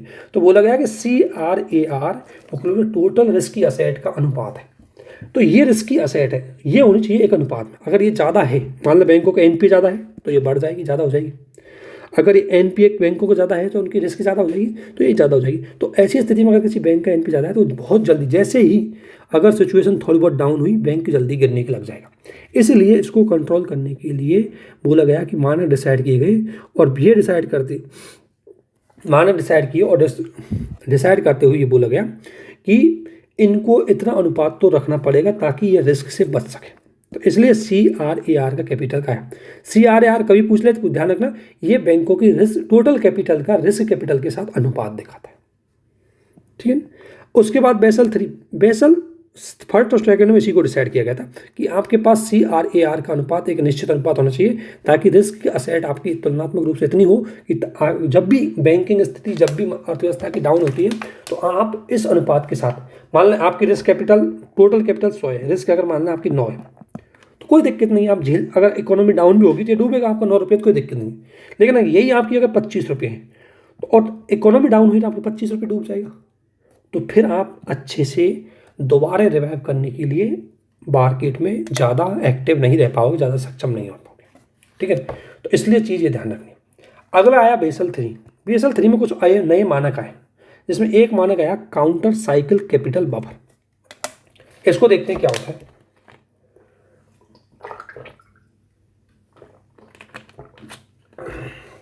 देखो, इकोनॉमी का एक मानदंड होता है कि इकोनॉमी में साइकिल चलता है। एक साइकिल क्या चलता है, वो साइकिल चलता है जिसे बोलते हैं व्यापार चक्र, जो मैंने कई बार आपको बताया। व्यापार चक्र ऐसा है कि जैसे मान लो कोविड-19 आया, इकोनॉमी किसमें थी, मंदी में, ठीक है। मंदी में थी तो हमने क्या किया, इसमें निवेश किया और डिमांड बढ़ाई, दो कामों पे फोकस किया। निवेश से क्या बढ़ा, सप्लाई, और एक डिमांड बढ़ाई। इससे क्या है कि जब डिमांड, निवेश बढ़ा, डिमांड की, तो उत्पादन बढ़ा, क्योंकि जब भी मंदी होती है तो निवेश करेगी सरकार, करेगी, कोई करेगा, उत्पादन बढ़ा, उत्पादन बढ़ा तो आर्थिक तेजी आई, आर्थिक तेजी आई तो लोगों की आय बढ़ी, लोगों की आय बढ़ी, फिर लोगों की डिमांड बढ़ी, फिर डिमांड बढ़ी तो लोगों ने उत्पादन, डिमांड बढ़ी तो डिमांड बढ़ती है तो महंगाई होती है ऑब्वियसली, और जब महंगाई होती है अर्थव्यवस्था में तो फिर एक टाइम के बाद वस्तुओं की डिमांड क्या हो जाती है, घट जाती है। जब वस्तुओं की डिमांड घटेगी तो उनकी सप्लाई भी घट जाएगी, सप्लाई घटेगी तो बेरोजगारी बढ़ जाएगी, और बेरोजगारी बढ़ जाएगी तो आय घट जाएगी, डिमांड घट जाएगी तो मंदी की स्थिति आ जाएगी। तो अर्थव्यवस्था में साइकिल चलता रहता है, मंदी डाउन, मंदी डाउन। तो बोला गया कि आपको सबको पता है कि कोविड-19 नहीं आता तो भी 2020-21 का दशक मंदी से निकलता, 20-21 की जो साल है मंदी से निकलती, क्योंकि एक साइकिल होता है इकोनॉमी मंदी का। जब मंदी में जो ये साइकिल आता है, इस साइकिल से निपटने के लिए बैंकों को कुछ कैपिटल अपने पास पहले से ही रख लेनी चाहिए ताकि इसको काउंटर किया जा सके। भाई आपको पता है 2008 की मंदी के बाद हमें पता था कि 2020-21 में धीरे धीरे इकोनॉमी डाउन होंगी सारी दुनिया की, ये इकोनॉमी का एक साइकिल है। वो तो कोविड आ गया इसलिए डाउन हो गई, लेकिन वैसे भी डाउन होती है। आपने देखा होगा 2019 में, 2018 के बाद मंदी होने लग गई थी दुनिया की इकोनॉमी। तो अब मंदी होगी तो 2018 में, 8 के बाद 2018 में हमारी इकोनॉमी मंदी आएगी दोबारा।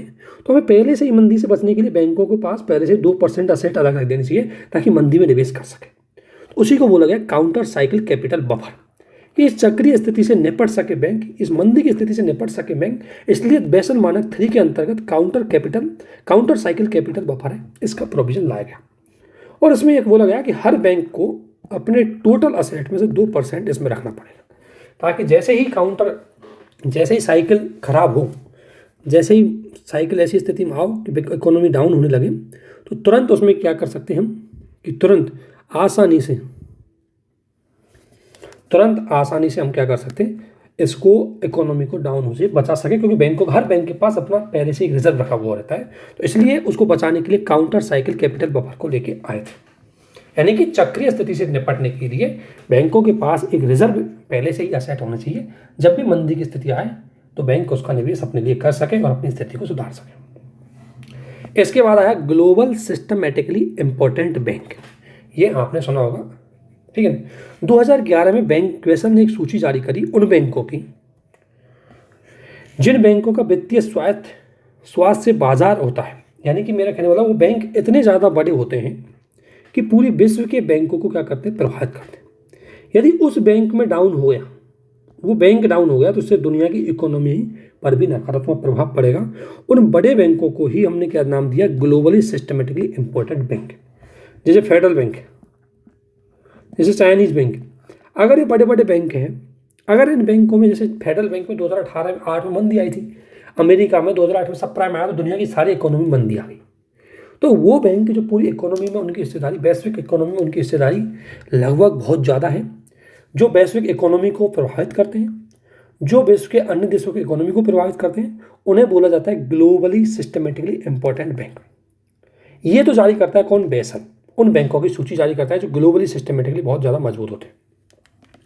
इसके बाद दोस्तों भारत ने भी इस तर्ज पर आरबीआई द्वारा ये सीख लेते हुए आरबीआई द्वारा अपने भारत में जो डोमेस्टिक सिस्टमेटिकली इंपॉर्टेंट बैंक है, इनकी सूची जारी करी। ये कौन से बैंक थे, ये भारत के अंदर वो बैंक जो भारत की इकोनॉमी के आधार स्तंभ है, जो भारत की इकोनॉमी के लिए बहुत मजबूत ही है। अगर इनमें थोड़ा बहुत इनका अगर इनकी स्थिति खराब होती है, डाउन होती है, तो उससे भारतीय इकोनॉमी को प्रभाव पड़ता है। तो इसलिए इन बैंकों, चूंकि ये प्रोविजन क्यों डिसाइड किया था, क्योंकि हमें पता है कि बैंक बहुत इंपॉर्टेंट है हमारे लिए, तो हम इस पर ज़्यादा नजर रखेंगे। ठीक उसी प्रकार से बेसल ने वैश्विक लेवल पर और आरबीआई ने घरेलू लेवल पर इस प्रकार का सिस्टम लागू किया।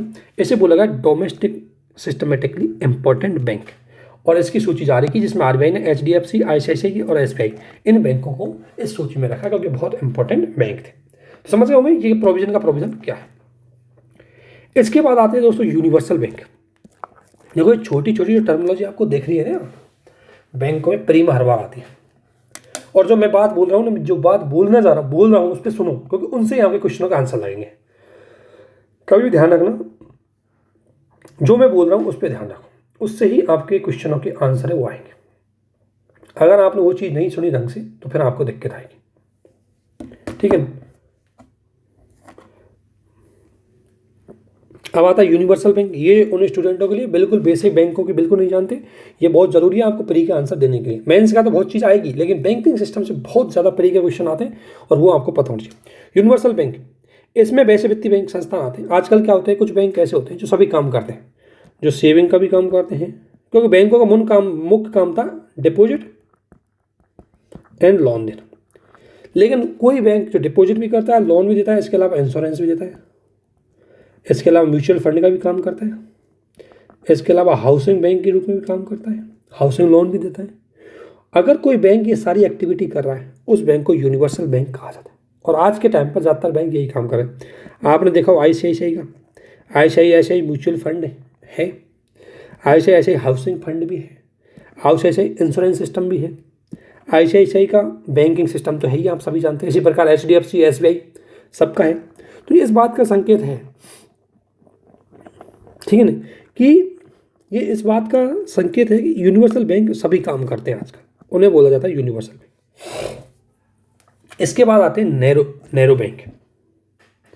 नैरो बैंक मुख्य रूप से नरसिम्हन कमेटी ने इसकी सिफारिश की कि इसने कहा कि हमें ऐसे बैंक बनाओ जिनमें एनपीए क्या हो, जीरो।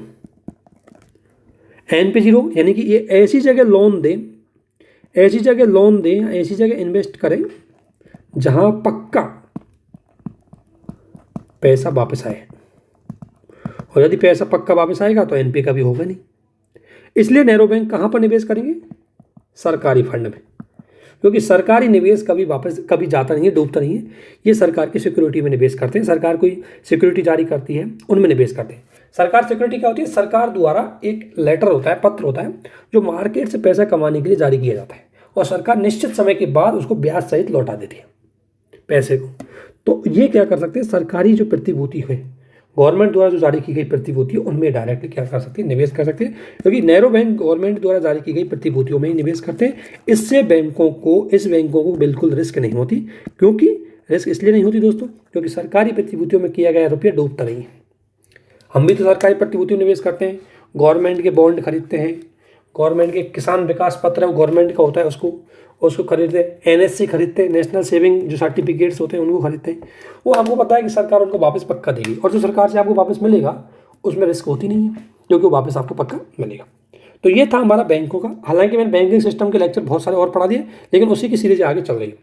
अब मैंने बता दिया कॉमर्शियल बैंक के बारे में, मैंने वहाँ नोट्स में बता दिया था पिछले। कॉमर्शियल बैंक जो अपने लाभ के लिए काम करते हैं, और ये बैंक 1935 के एक्ट है उसमें रजिस्टर होते हैं। ये शेड्यूल भी हो सकते हैं और गैर शेड्यूल भी होते हैं। शेड्यूल जो 1934 का एक्ट है उसकी धारा 2 उसमें शामिल होते हैं, उन्हें बोलते हैं हम कौन सा? Commercial bank. इसमें सरकारी भी हो सकते हैं, निजी भी हो सकते हैं। सरकारी में राष्ट्रीयकृत भी हो सकते हैं, गैर राष्ट्रीयकृत भी हो सकते हैं। ये बात पूरी तरह सही है। एसबीआई को गैर राष्ट्रीयकृत क्यों बोलते हैं? क्योंकि इनका 14 राष्ट्रीय बैंकों के साथ राष्ट्रीयकरण नहीं किया गया था। एसबीआई का स्पेशल केस है जो मैं पहले वीडियो में आपको बता दिया है, वहाँ से आप देख सकते हैं इसको। ये सारा मैंने बता दिया है, ठीक है। इसके बाद रीजनल रूरल बैंक है, ये भी मैंने आपको बता दिया। नरसिम्हन समिति की सिफारिश के बाद 1975 में इसको स्थापित किया गया, और 1976 के एक्ट में इसको क्या गया? कानूनी दर्जा दिया गया था। इनका उद्देश्य था कि समावेशन यानी ग्रामीण क्षेत्र तक इनका विस्तार हो, ताकि वित्तीय समावेशन बढ़े, और ग्रामीण क्षेत्रों की जो बचत है उसको बैंकों में लाना था। जो लोग तिजोरियों में रखते थे, महिलाएं घर में रख लेती थी, उस बचत को बैंकों में लाना, ताकि निवेश के रूप में काम आ सके। और रियायती यानी कि किसानों को, गरीबों को, ग्रामीण क्षेत्र के लोगों को सस्ता ऋण दें, सब्सिडी आधारित ऋण दें, उसके लिए आरआरबीज की स्थापना की गई थी। आरआरबीज में सरकार की हिस्सेदारी होती है 50% केंद्र सरकार की, 15% राज्य सरकार की, और 35% एक स्पॉन्सर बैंक की। मैं थोड़ा स्पीड से इसलिए चल रहा हूँ क्योंकि सारी डिटेल मैंने आपको बता रखी है, फिर भी आपको बता देंगे। पहले वाले वीडियो आपने देखे होंगे, उसमें है ये।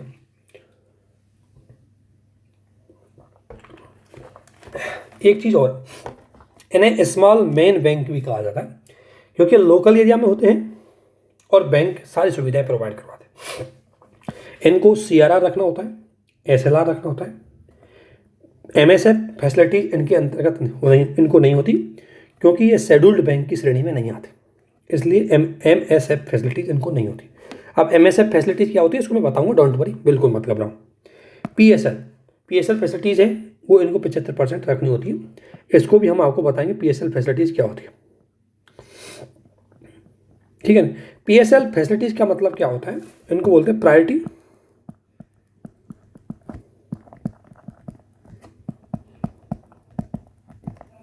लैंडिंग। देखो हो क्या रहा था, बैंक, कोई बैंक लोन देगा और लोन से ही क्या कमाएगा? अपना प्रॉफिट कमाएगा। और ऐसी स्थिति में बैंक को महंगा लोन किसको देगा? वो व्यवसायियों को, शहरी क्षेत्र के लोगों को, बड़े उद्यमियों को। इनको क्या देगा? लोन देगा, क्योंकि इनसे बढ़िया पैसा उसको लोन के रूप में इंटरेस्ट रेट वापस मिल जाएगा। लेकिन हमारी इकोनॉमी का यदि हमें विकास करना है तो कृषि, एमएसएमई, नवीनीकरण क्षेत्र, इनमें चूंकि निवेश करना जरूरी है। इनमें निवेश करने के लिए हमें चाहिए पैसा। अब बैंक इसमें निवेश के लिए पैसा देते नहीं है, इसलिए सरकार ने प्रायोरिटी सेक्टर लैंडिंग फैसिलिटीज के अंतर्गत हर बैंक को कंपलसरी कर दिया कि वो अपनी टोटल डिपॉजिट का टोटल लोन का 40% लोन है वो इस क्षेत्र को दे, प्रायोरिटी सेक्टर लैंडिंग। और प्रायोरिटी सेक्टर लैंडिंग के अंतर्गत 8-7 क्षेत्र डिसाइड किए, जिसमें कृषि है, एमएसएमई है, नवीनीकरण ऊर्जा उद्योग है, मत्स्य पालन है, ठीक है ना, छोटी इंडस्ट्री है। इनको मुख्य रूप से प्रायोरिटी सेक्टर लैंडिंग के अंदर डिसाइड किए गए और हर बैंक को 40%, कम से कम 40% जो लोन है वो इस क्षेत्र में देना पड़ता है, उसे बोलते हैं प्रायोरिटी सेक्टर लैंडिंग फैसिलिटी। लेकिन आरआरबी में ये फैसिलिटीज़ कितने परसेंट होती है? 75%, यानी कि आरआरबी को 75% तक इन्वेस्टमेंट है वो ग्रामीण विकास, एमएसएमई इनमें देना होगा। ठीक है। दूसरी बात, ज़्यादा आरआरबी थे पहले तो इनकी कार्यकुशलता को नकारात्मक प्रभाव पड़ रहे थे, क्योंकि बहुत ज़्यादा जगह जगह पर इनकी ब्रांचेज थी, अलग अलग जगह पर ब्रांचेज थी, तो इनकी कॉस्ट बहुत ज़्यादा थी, इसलिए इनकी कार्यक्षमता भी कमज़ोर हो गई थी। तो इसलिए 2014 में एक एक्ट आया था जो 2015 में पारित हुआ था, जिसके अंतर्गत क्या क्या प्रोविजन किए। पहला प्रोविजन किया कि इनका विलय किया जाए ताकि इनकी कॉस्ट घटे। दूसरा, किसी भी स्थिति में केंद्र सरकार और प्राइवेट बैंक की हिस्सेदारी हमेशा 51% हिस्सेदारी इसमें केंद्र सरकार और प्राइवेट बैंक की होगी, इसको प्राइवेट क्षेत्र को हम नहीं देंगे। ये बात बोली ताकि विश्वास बना रहे, ताकि विश्वास बना रहे और ताकि निवेश होता रहे। इसके अलावा बोला आरआरबी, मैंने पहले बता दिया, पहले आरआरबी के पास ये था कि आरआरबी केवल नाबार्ड से ही उधार ले सकता था, लेकिन अब ऐसा नहीं है। आरआरबी अब मार्केट से भी लोन ले सकता है, बाह्य स्रोतों से भी अपनी पूंजी कलेक्ट कर सकता है। ये 2015 के एक्ट में ही ये सुविधा मिली आरआरबी को। दूसरा, राज्य सरकार की हिस्सेदारी 15% से कम नहीं हो सकती। कई राज्य सरकारों में क्या हुआ, आरआरबी की जो है वो डूबने लगी, तो राज्य सरकारें अपनी हिस्सेदारी देने से बच रही थी। वो चाहती थी कि यार पैसा क्यों लगाए, क्योंकि इसमें डूब जाना है पैसा। तो सरकार ने बोला नहीं भाई, आपको एक निश्चित हिस्सेदारी तो इसमें रखनी होगी। 15% से कम कोई राज्य अपनी हिस्सेदारी नहीं कर सकता। जैसे वर्तमान क्या 50, 15 और 35, 50 सेंट्रल गवर्नमेंट की है, 15 स्टेट गवर्नमेंट की है और 35 किसकी दोस्तों? 35 कोई स्पॉन्सर बैंक, और वर्तमान स्पॉन्सर बैंक कौन है? एसबीआई। तो बोला कि अब राज्य वो सोच रहे हैं 15% भी क्यों दें, तो भागने की सोच रहे थे। तो सरकार ने 2015 के एक्ट में बाध्यकारी कर दी कि अब 15% से कम नहीं हो सकते, और अगर होंगे तो आपको केंद्र सरकार से क्या लेनी पड़ेगी? परमिशन लेनी पड़ेगी। आरआरबी के सभी प्रकार की अधिसूचना, बोला कि ये आरआरबी है, इसमें केंद्र सरकार की भी हिस्सेदारी होती है, राज्य सरकार की भी हिस्सेदारी होती है, स्पॉन्सर बैंक की भी हिस्सेदारी होती है, लेकिन इससे रिलेटेड सारे नोटिफिकेशन, सारे महत्वपूर्ण नीतियाँ वो जारी करता कौन है? केंद्र सरकार। उसके पास ही शक्ति होती है, वही जारी करेगा। लेकिन केंद्र सरकार जब ये नीतियाँ जारी करता है तो राज्य सरकारों से और जो प्रायोजित बैंक है उनसे परमिशन, उनसे सलाह जरूर ले लेता है। उनकी बिना सलाह के नहीं, उनसे पूछ लेगा भाई आप ये नीति हम बना रहे हैं, ये नया भर्ती लेके आ रहे हैं, नया इन्वेस्टमेंट का तरीका लेके आ रहे हैं, आपकी क्या राय है? तो स्पॉन्सर बैंक से भी पूछता है और स्टेट बैंक से भी पूछता है, स्टेट गवर्नमेंट से भी पूछता है। ठीक है, तब जाके आरबीआई ऐसा करता है। ये चीज़ एक महत्वपूर्ण है जो आपको देखिए। अब आता है लोकल एरिया बैंक। देखो आरआरबी के बारे में अच्छे से मैंने बता दिया, पहले भी बताया है, इसलिए ज़्यादा नहीं करेंगे। अब आती है अगला कि लोकल एरिया बैंक क्या है। देखो हम एक एक चीज़ को देखेंगे ताकि आप बेहतर तरीके से समझें। लोकल एरिया का बैंक का प्रोविजन 1996 में आया था। पहले ये 10 थे, अब इनको घटा करके 3 कर दिया गया है। ये क्या होता है कि किसी 2 या 2-3 जिले में छोटे छोटे जिले वाई बैंक बनाएंगे। ये 3 डिस्ट्रिक्टों को बनाकर एक बैंक बना दिया, एक बैंक की शाखाएं लगेंगी, उनका हेडक्वार्टर भी वहीं होगा और 2-3 डिस्ट्रिक्टों से मिलकर वो बनेगा। तो उसे बोला गया क्या? Local area bank. क्योंकि बैंक है तो इनको भी सीआरआर रखनी होगी, क्योंकि बैंक है तो इनको सीआरआर तो रखनी पड़ेगी। क्योंकि बैंक क्या करता है? डिपॉजिट लेता है, और जहाँ डिपॉजिट ली जाएगी उसको एक निश्चित अनुपात आरबीआई के पास रखना ही होगा। एसएलआर रखना पड़ता है, आपने प्रीवियस वीडियो में देख लिया होगा। सीआरआर एसएलआर क्या है मैंने बता दिया है। ठीक है, सीआरआर रखना पड़ता है। प्राइवेट सेक्टर में इनका 40% है, जबकि आरआरबी का कितना है? 75% है। और एमएसएफ फैसिलिटीज इनको नहीं होती। एमएसएफ फैसिलिटीज़ का मतलब क्या होता है? चलो बता दूँ, बार बार आ रही है तो, लेकिन पहले मैंने बता दी होगी आपको। कोई आरआरबी के जो आरबीआई का वीडियोज है, पिछला वीडियो देखा होगा आपने, उसमें मैंने बता दिया ये। एमएसएफ का मतलब मार्जिनल स्टैंडिंग फैसिलिटी को एक फैसिलिटी दी जाती है बैंक को। और वो कौन से बैंक है? वो बैंक है जो शेड्यूल्ड बैंक है। शेड्यूल्ड बैंकों को एक फैसिलिटी देता है, एक फैसिलिटी देता है आरबीआई, और फैसिलिटी देता है कि अत्यंत अल्पकाल के लिए क्या करें कि देखो बैंक एसएलआर से भी क्या ले सकते हैं? ऋण। एसएलआर जो रिजर्व रखा होता है आरबीआई के बैंकों के पास, खुद के पास जो असेट रखी होती है वो रिजर्व रहती है, उसको बैंक कभी भी यूज़ नहीं कर सकते। लेकिन एमएसएफ फैसिलिटीज के अंतर्गत अत्यंत अल्पकाल के लिए उनको एसएलआर पे, एसएलआर जो असेट होती है उस पे उसको गिरवी रख करके लोन लेने की परमिशन होती है। उसी फैसिलिटीज को बोलते हैं हम एमएसएफ। और एमएसएफ में इंटरेस्ट रेट होती है वो रेपो रेट से ज़्यादा होती है। रेपो रेट कौन सी रेट? जिसपे सामान्य रेट जिसपे बैंक आरबीआई से लोन लेते। लेकिन एमएसएफ, इसमें वो बैंक आरबीआई से लोन लेंगे लेकिन वो एसएलआर को गिरवी रख के लेंगे। और चूंकि एसएलआर को गिरवी रख के लेंगे, जैसे मान लें उनके एसएलआर 20,000 करोड़ था, उस असेट को आरबीआई के पास रखा और उससे क्या लिया? लोन ले लिया। लेकिन जो असेट जितना लोन लेंगे उसको तुरंत ही इनको एसएलआर के रूप में अगले दिन जमा करवाना पड़ेगा। यानी कि एसएलआर का निश्चित अनुपात तो बनाए रखना है, लेकिन एक निश्चित पैसे को आपातकालीन समय के लिए 1-2 दिन के लिए यूज कर सकते हैं, उसको लोन के रूप में यूज कर सकते हैं, लोन में असेट रखने के लिए यूज कर सकते हैं। उसी फैसिलिटीज को बोलते हैं एमएसएफ। वो केवल शेड्यूल्ड बैंकों को मिलती है और चूंकि ये लोकल एरिया बैंक है, शेड्यूल्ड बैंक नहीं है, इसलिए इस फैसिलिटीज इसको नहीं मिलती। ठीक है, ये समझ गए। अब आते हैं कोऑपरेटिव बैंक। देखो, अब इनको जरूर देखना है, ये क्वेश्चन पूछा जाता है और चूंकि हर फिलहाल ये हाईलाइटेड रहा है इसलिए। कोऑपरेटिव बैंक, कोऑपरेटिव बैंक क्या होता है कि 2-4 कुछ कोऑपरेटिव सोसाइटीज़ के लोग होते हैं। कोऑपरेटिव जो कुछ समूह के द्वारा मिल करके एक बैंक बनाया जाता है। उसमें 4-5 लोगों, किसी के पास 50,000 करोड़, मतलब किसी मान लीजिए 100 करोड़ था, किसी के पास 200 करोड़ था। इन 4-5 लोगों ने मिल करके क्या किया कि चलो आप अपना पैसा मिला लेते हैं और एक बैंक बना देते हैं और परमिशन ले लेते हैं, थोड़ा लाइसेंस ले लेते हैं और इससे अपना एक बिजनेस चालू कर देते हैं। उसे बोलते हैं कोऑपरेटिव बैंक। यानी कि इसके ग्राहक हैं वो इसके मालिक भी होते हैं। ये देखो, ये बैंक जैसे 4 लोग जुड़े तो ये इसके मालिक भी हैं और ग्राहक भी हैं, क्योंकि ये भी बैंकिंग फैसिलिटीजों का यूज करते हैं। और ग्राहक मालिक कैसे? क्योंकि इन्होंने ये स्टार्ट किया था। तो वो होते हैं कोऑपरेटिव बैंक, ताकि निचले लेवल पर निवेश को बढ़ाया जा सके और ज़्यादा लोगों को फैसिलिटीज मिल सके, उन्हें बोलते हैं कोऑपरेटिव। ये क्या होते हैं? ये राज्यों के कानून द्वारा स्थापित होते हैं। ध्यान रखना, अलग अलग राज्य में अलग अलग कोऑपरेटिव बैंक होते हैं। जैसे Rajasthan cooperative bank, UP cooperative bank, है ना, अलग अलग राज्यों में होते हैं। तो ये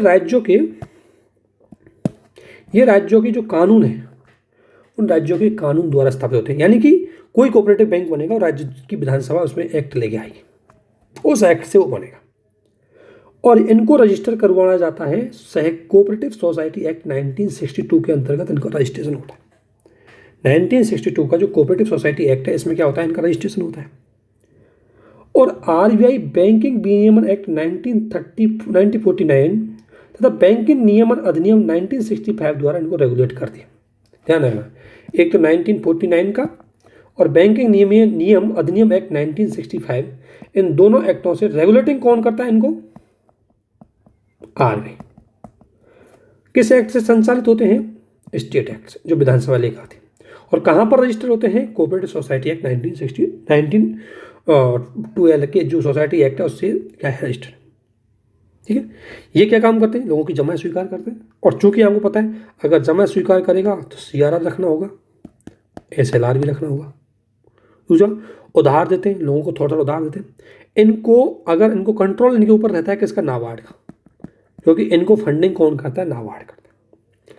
नो प्रॉफिट नो लॉस के आधार पर एक कोऑपरेटिव सोसाइटी काम करती है। ये देखो, इनका उद्देश्य प्रॉफिट तो मत हो लेकिन नुकसान नहीं होना चाहिए, इसलिए छोटा मोटा सब्सिडी आधारित लोन देती है ताकि इनकी जो भी कॉस्ट लगती है एम्प्लॉइयों की, ऑपरेशन कॉस्ट, वो वापस निकल जाए।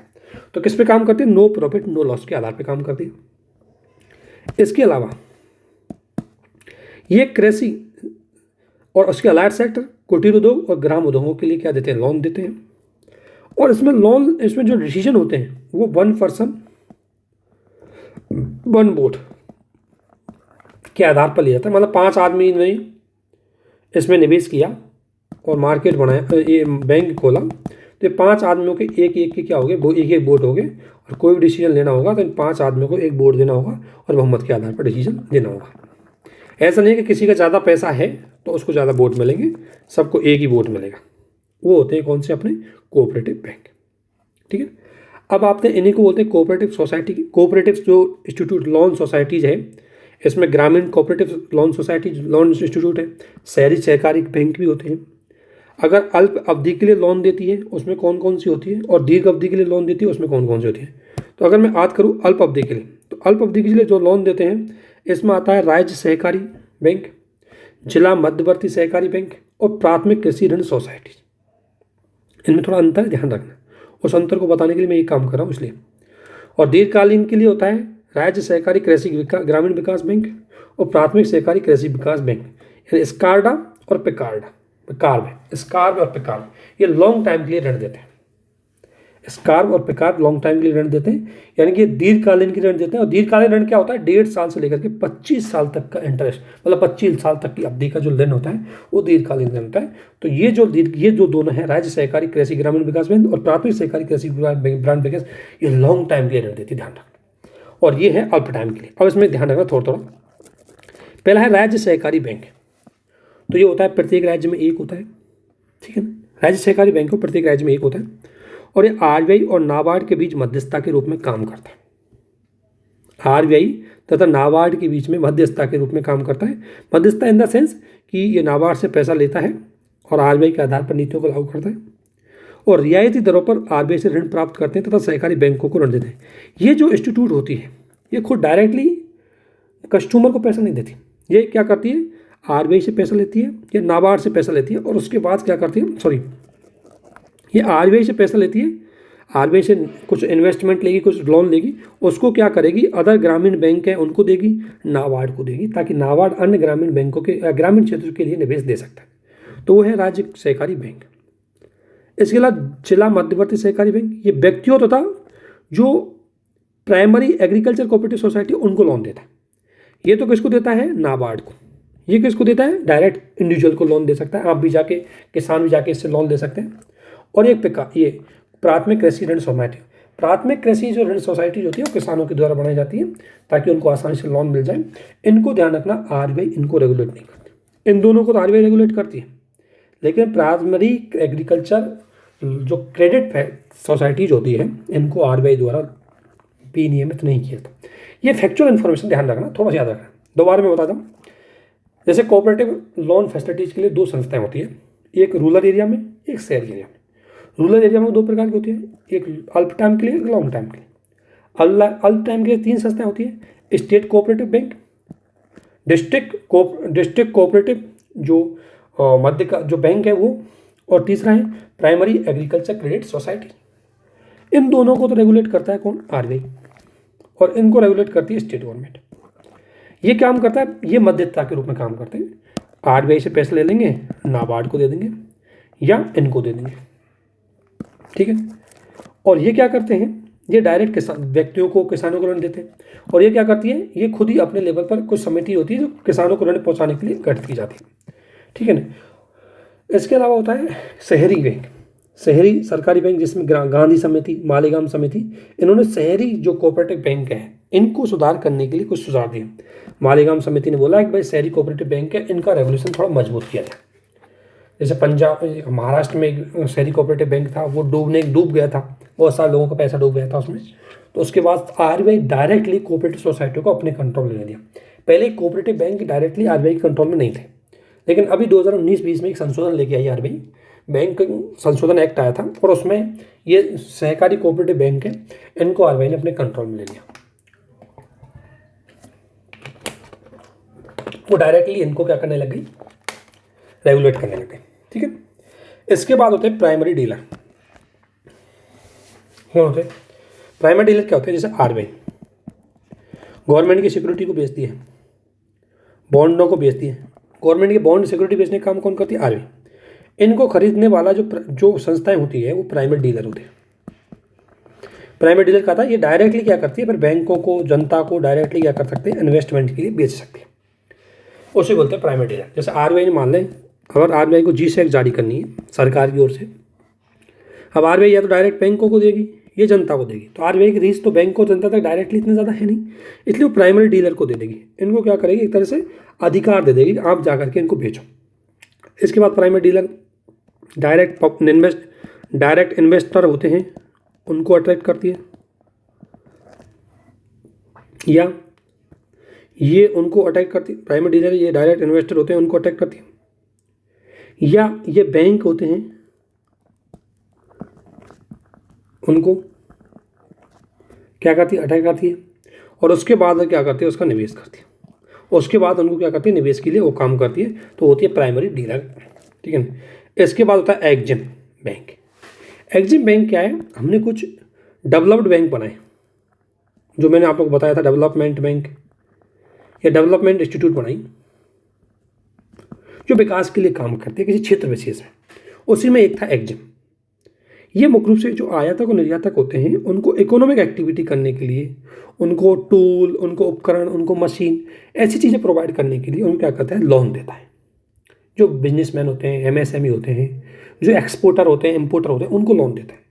इसकी स्थापना 1982 में की गई थी। इसका मुख्यालय बम्बई में, और ये 100% किसके कंट्रोल में, सेंट्रल गवर्नमेंट के कंट्रोल में।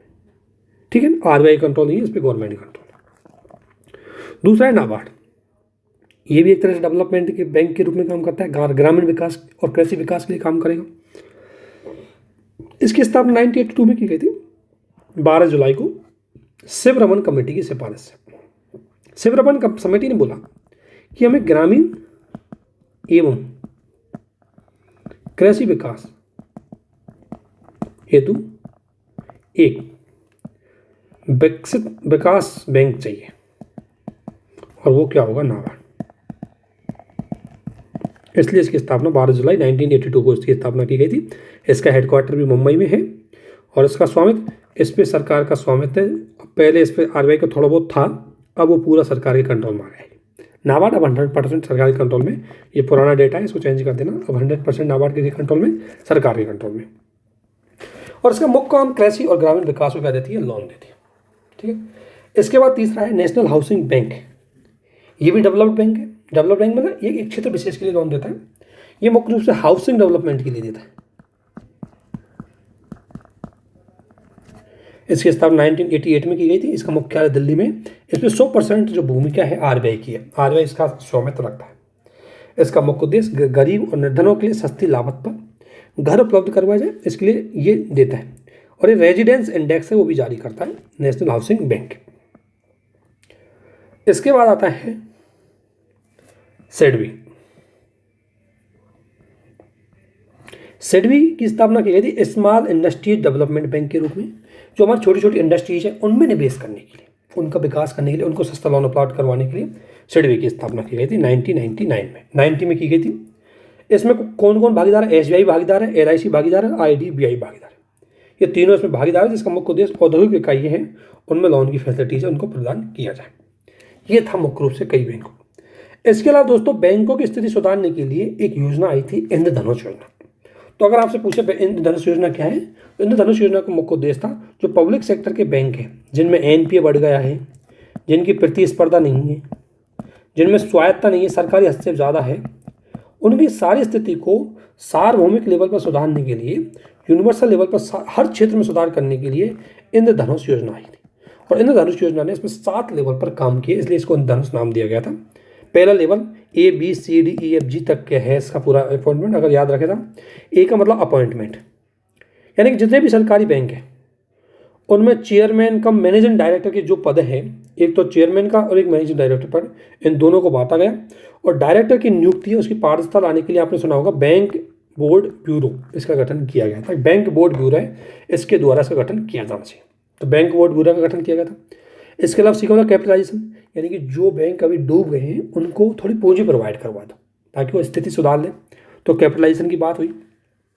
फिर डिस्ट्रेसिंग बैंक, यानी कि कुछ बैंक ऐसे जो एनपीए कम झेल रहे हैं, कुछ बैंक ऐसे जिन पे एनपीए कम है, तो उनको लोन देने की सुविधा ज़्यादा प्रोवाइड कर दो ताकि वो लोन देते रहें। एम्पावरमेंट, यानी बैंकों को अपने स्वायत्तता दे दो, थोड़ा सा स्वायत्तता दे दो, सरकारी हस्तक्षेप उसमें कम करो कि बैंक अच्छा काम करें। सरकारी बैंक है वो अपने मापदंडों के अकॉर्डिंग काम करें और किसी का हस्तक्षेप नहीं है।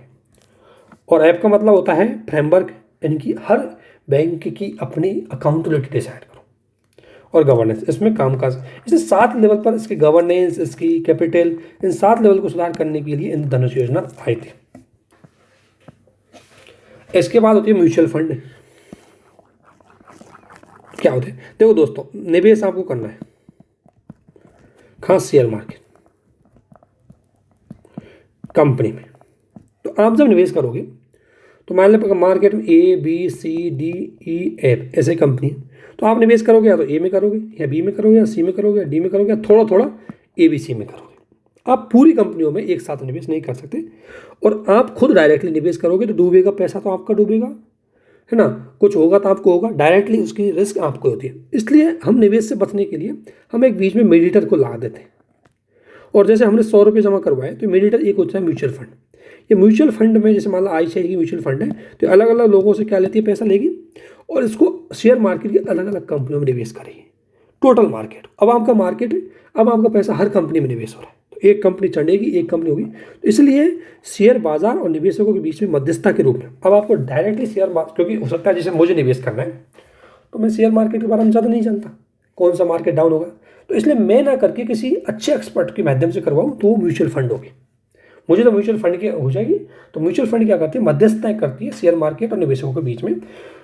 इसमें जोखिम थोड़ी सी कम होती है, क्योंकि इसमें ऐसी वित्तीय संस्थान होती है जिनको मार्केट का अच्छा खासा ज्ञान होता है।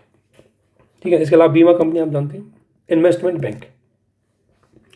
अगर मैं बात करूं इन्वेस्टमेंट बैंकों की, तो ये मर्चेंट बैंक के रूप में काम करते हैं।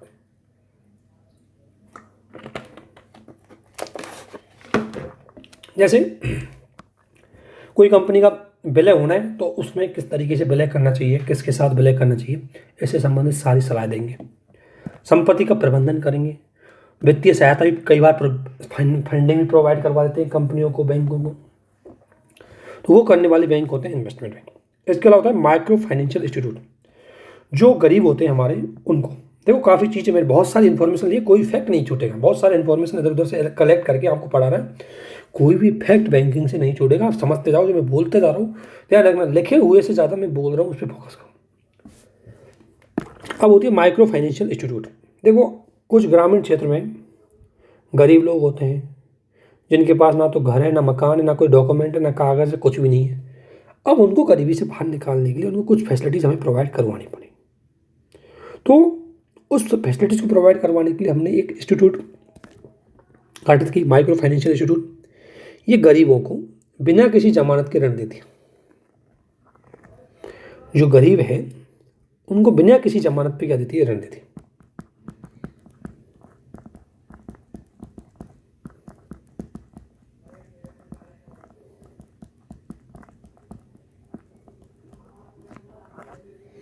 गरीब है उनको बिना किसी जमानत पे क्या देती है, ऋण देती है।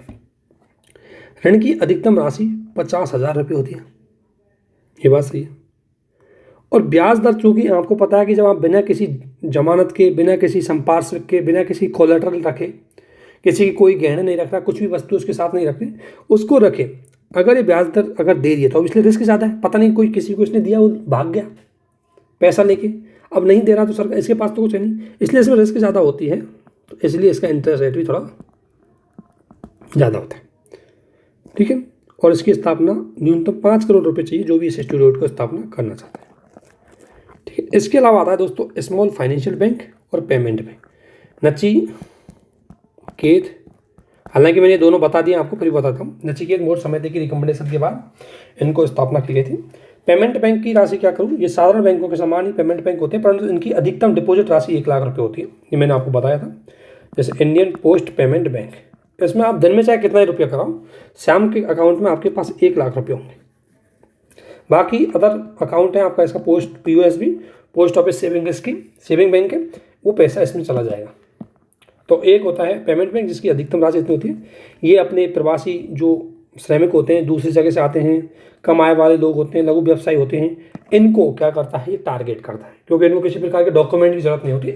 आप आधार कार्ड ले जाओ, अपना बैंक का अकाउंट खुल जाएगा। ये बचत और सेविंग दोनों प्रकार, करंट अकाउंट दोनों प्रकार के होते हैं। ATM डेबिट कार्ड जारी करते हैं, लेकिन क्रेडिट कार्ड जारी नहीं कर सकते, क्योंकि ये लोन नहीं देते।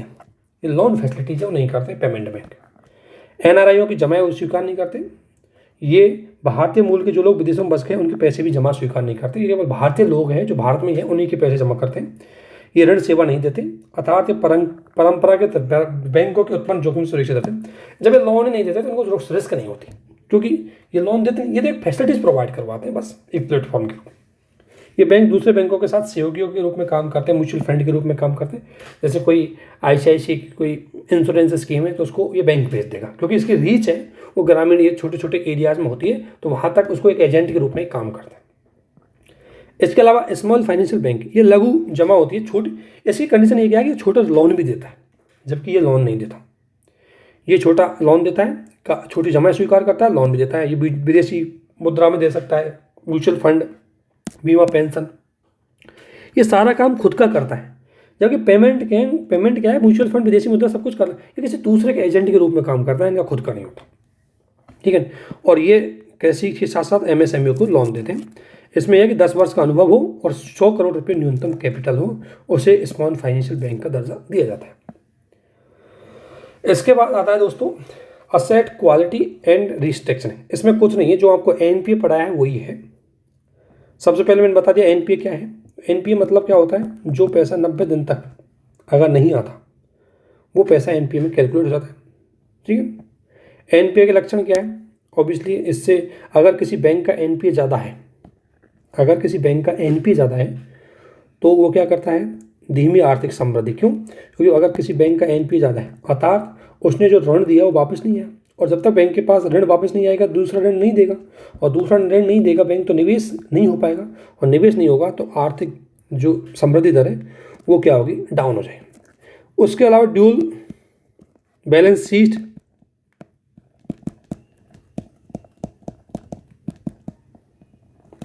ड्यूल बैलेंस शीट इशू आ जाएगा। ड्यूल बैलेंस शीट इशू में क्या होगा, ड्यूल बैलेंस शीट इशू में एक इशू आएगा। उसको क्या बोलते हैं, ड्यूल बैलेंस शीट इशू में क्या होता है कि एक बैलेंस शीट होती है कंपनी की और एक होती है बैंक की। ठीक है। मान लो इस कंपनी ने एसबीआई बैंक, जैसे मान लो एक्स बैंक है, जैसे एसबीआई बैंक है, और मान लो ये कोई टोयोटा कंपनी है, मैं एक एग्जांपल दे रहा हूँ, टोयोटा कंपनी, इसलिए इससे कह दिया लोन दिया कि भाई मैं आपको 5 साल बाद ही लोन चुका दूंगा, और मैं क्या है एक प्रोजेक्ट में क्या कर रहा हूँ, निवेश कर रहा हूँ। अब किसी कारणवश से प्रोजेक्ट सक्सेस नहीं होता तो ये टोयोटा कंपनी क्या चल जाएगी, डाउन चली जाएगी, दिवाले हो जाएगी, और इसकी बैलेंस शीट क्या है, नेगेटिव हो जाएगी। अब चूंकि एसबीआई ने इसको पैसा दिया है, अब ये टोयोटा कंपनी जब तक प्रॉफिट नहीं कमाएगी एसबीआई का पैसा नहीं देगी, तो एसबीआई का ये पैसा किस में चला जाएगा, एनपीए में, तो इसको भी बैलेंस शीट इशू हो जाएगा, इसकी भी बैलेंस शीट में नेगेटिव दिखने लग जाएगा, तो इसलिए इसकी भी बैलेंस शीट में नेगेटिव हो जाएगा, इसकी भी बैलेंस शीट में नेगेटिव हो जाएगा। बैलेंस शीट मतलब रिकॉर्ड में इसका भी रिकॉर्ड नेगेटिव होगा, इसका भी रिकॉर्ड, इसी को बोलते हैं ट्विन बैलेंस शीट सिस्टम। अगर एनपीए बहुत ज़्यादा है तो बैंकों का twin balance sheet system, twin balance sheet जो तुलना इशूज है वो बढ़ जाएगा, क्योंकि बैंकों के पास भी अब इतनी क्षमता नहीं है कि दोबारा ज़्यादा लोन दे करके उस कंपनी को सुधारें, वो नहीं सुधार पाएंगे क्योंकि उनके वहाँ इशू बहुत ज़्यादा है। इसलिए तो इनसे बचने के लिए हमारे लिए एनपीए की समस्या एक से बढ़ जाती है, बैंकिंग क्षेत्रों की स्थिति खराब हो जाती है।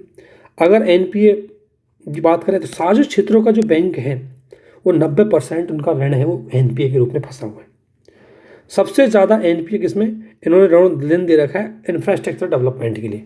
इंफ्रास्ट्रक्चर डेवलपमेंट प्रोजेक्ट है, बहुत सारे फंस चुके हैं, इसकी वजह से लोगों का पैसा फंस गया है, और 2008 की मंदी के बाद ज़्यादा ही पैसा फंस चुका है।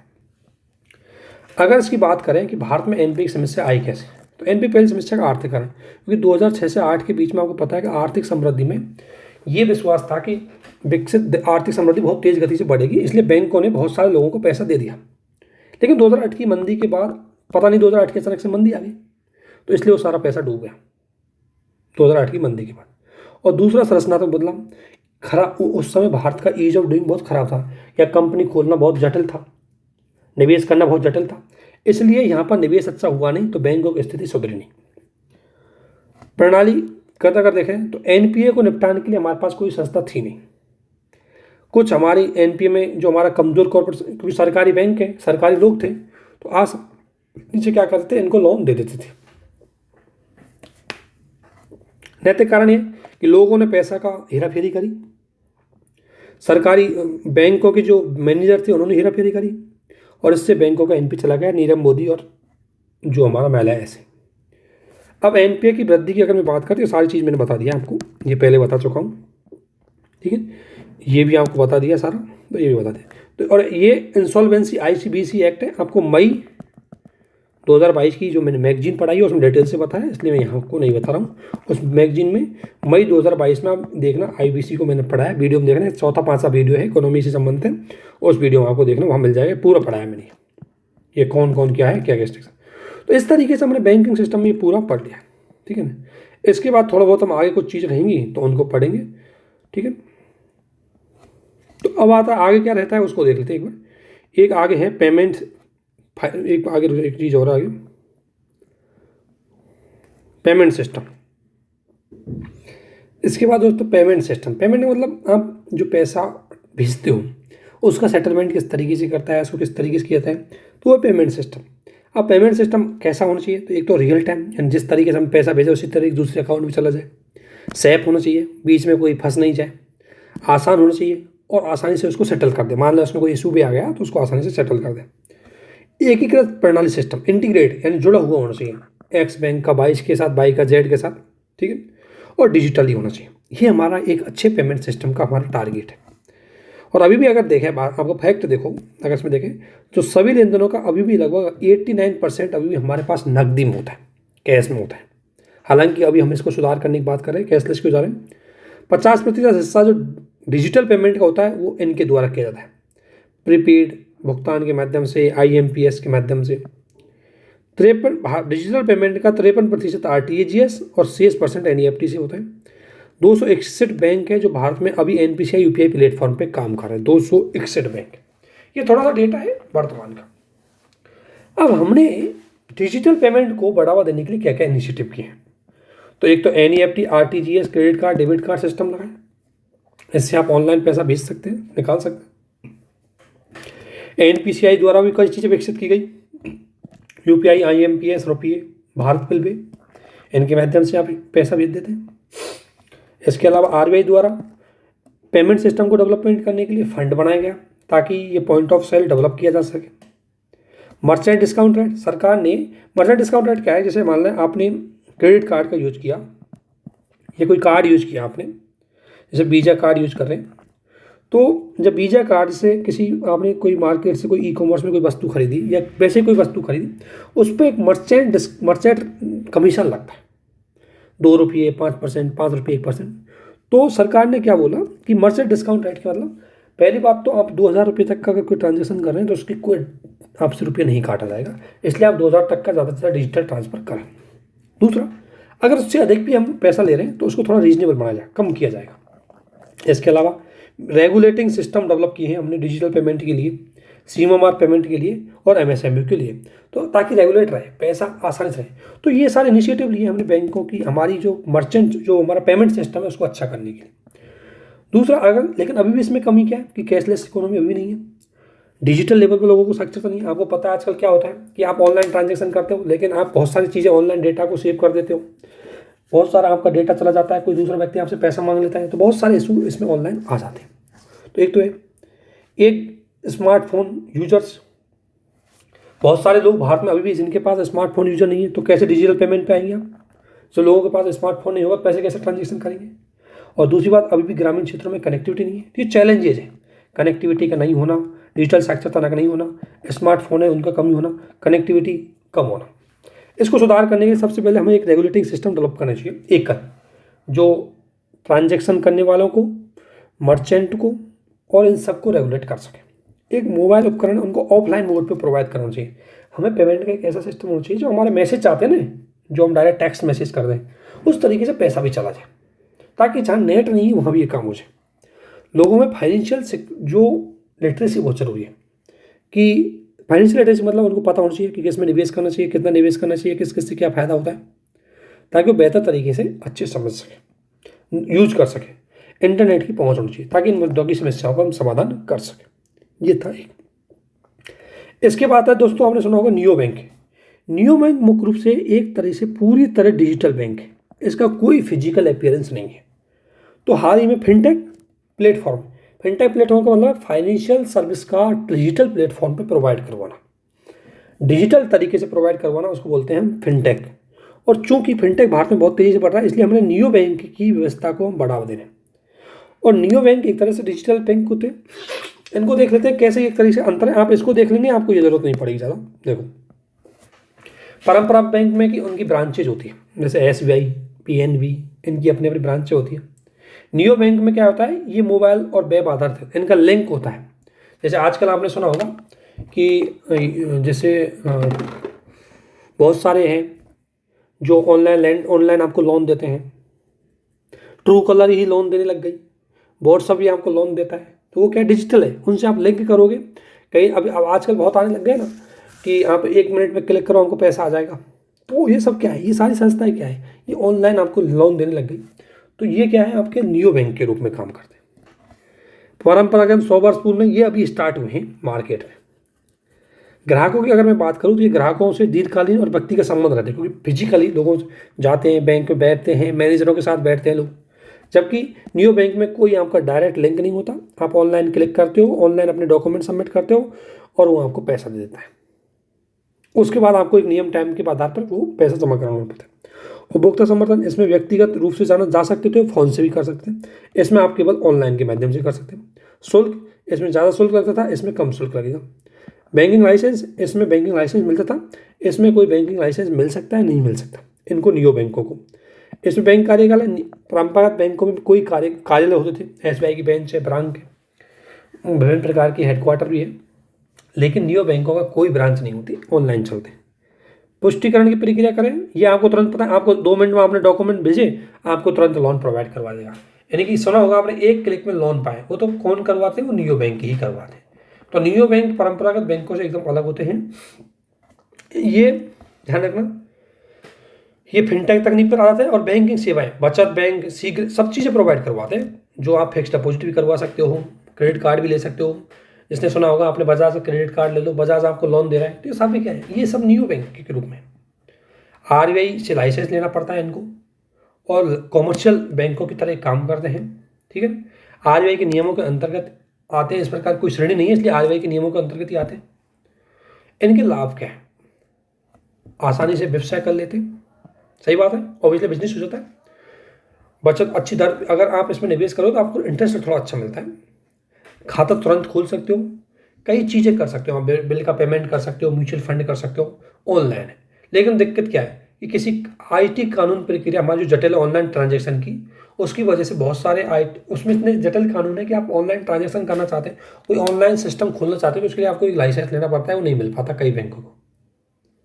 दूसरा, डेटा, हमारे पास लोगों का डेटा कलेक्ट नहीं है, और डेटा कलेक्ट तो हमारे पास नहीं है, विदेशी कंपनियों के पास है। एक इनको अगर मैनेज करेंगे, शुरू में नया खोलेंगे, तो आपको बहुत सारा digital platform, digital infra develop करना पड़ेगा, वो आपके पास है नहीं है, तो आप कैसे करोगे, वो इशू है। एक इसमें हाई तकनीकी, हमारे पास अभी हाई तकनीकी नहीं है, तो हम कैसे करेंगे, तो ये बहुत बड़ी समस्या इसमें आती है। लेकिन फिर भी नियो बैंक एक महत्वपूर्ण संस्था के रूप में काम कर सकते हैं। तो इसमें क्वेश्चन लिखो कि क्या नियो बैंक, पहला क्वेश्चन लिखो, नियो बैंक क्या है,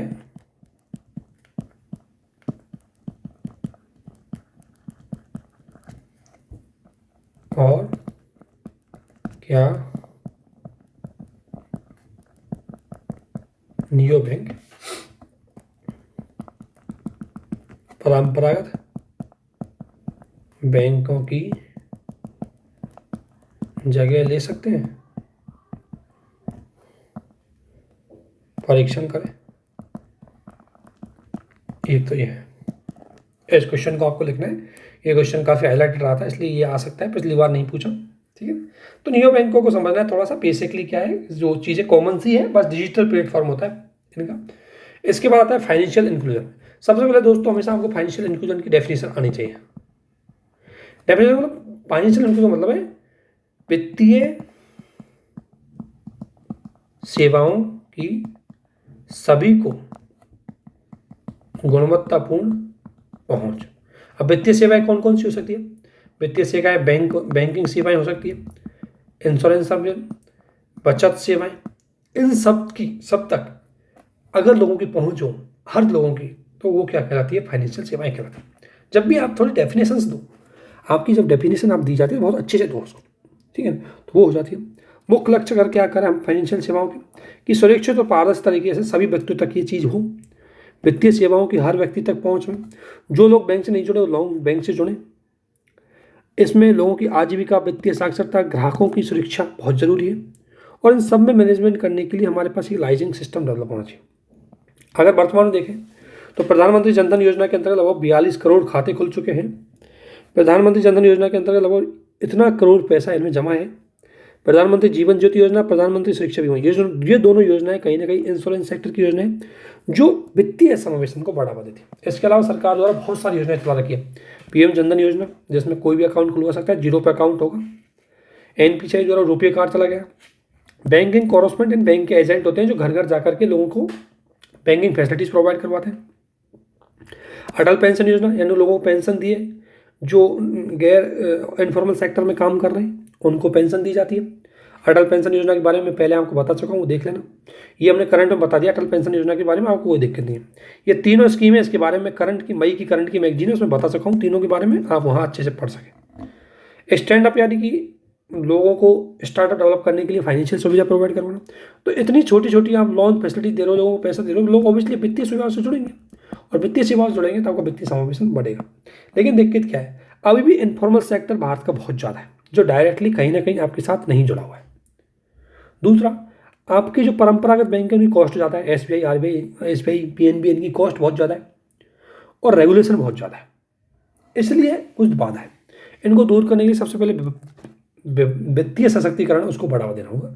और वित्तीय सशक्तिकरण का मतलब है कि लोगों को लोन दें, उनको लोन के बारे में बताएं, शिक्षित करें, वित्तीय साक्षरता करें, ऑनलाइन डिजिटल ट्रांजेक्शन है वो बढ़ाएं, और जो परिवार और अनौपचारिक क्षेत्र हैं उनको भी हमें ऋण सुविधा प्रोवाइड करवानी चाहिए, ठीक है ना। बैंकिंग कॉरेस्पॉन्डेंट है, उनकी स्थिति को सुधारना चाहिए। तो ये छोटे छोटे सुधार करेंगे तो हमारी बैंकिंग स्थिति काफ़ी हद तक सुधर जाएगी।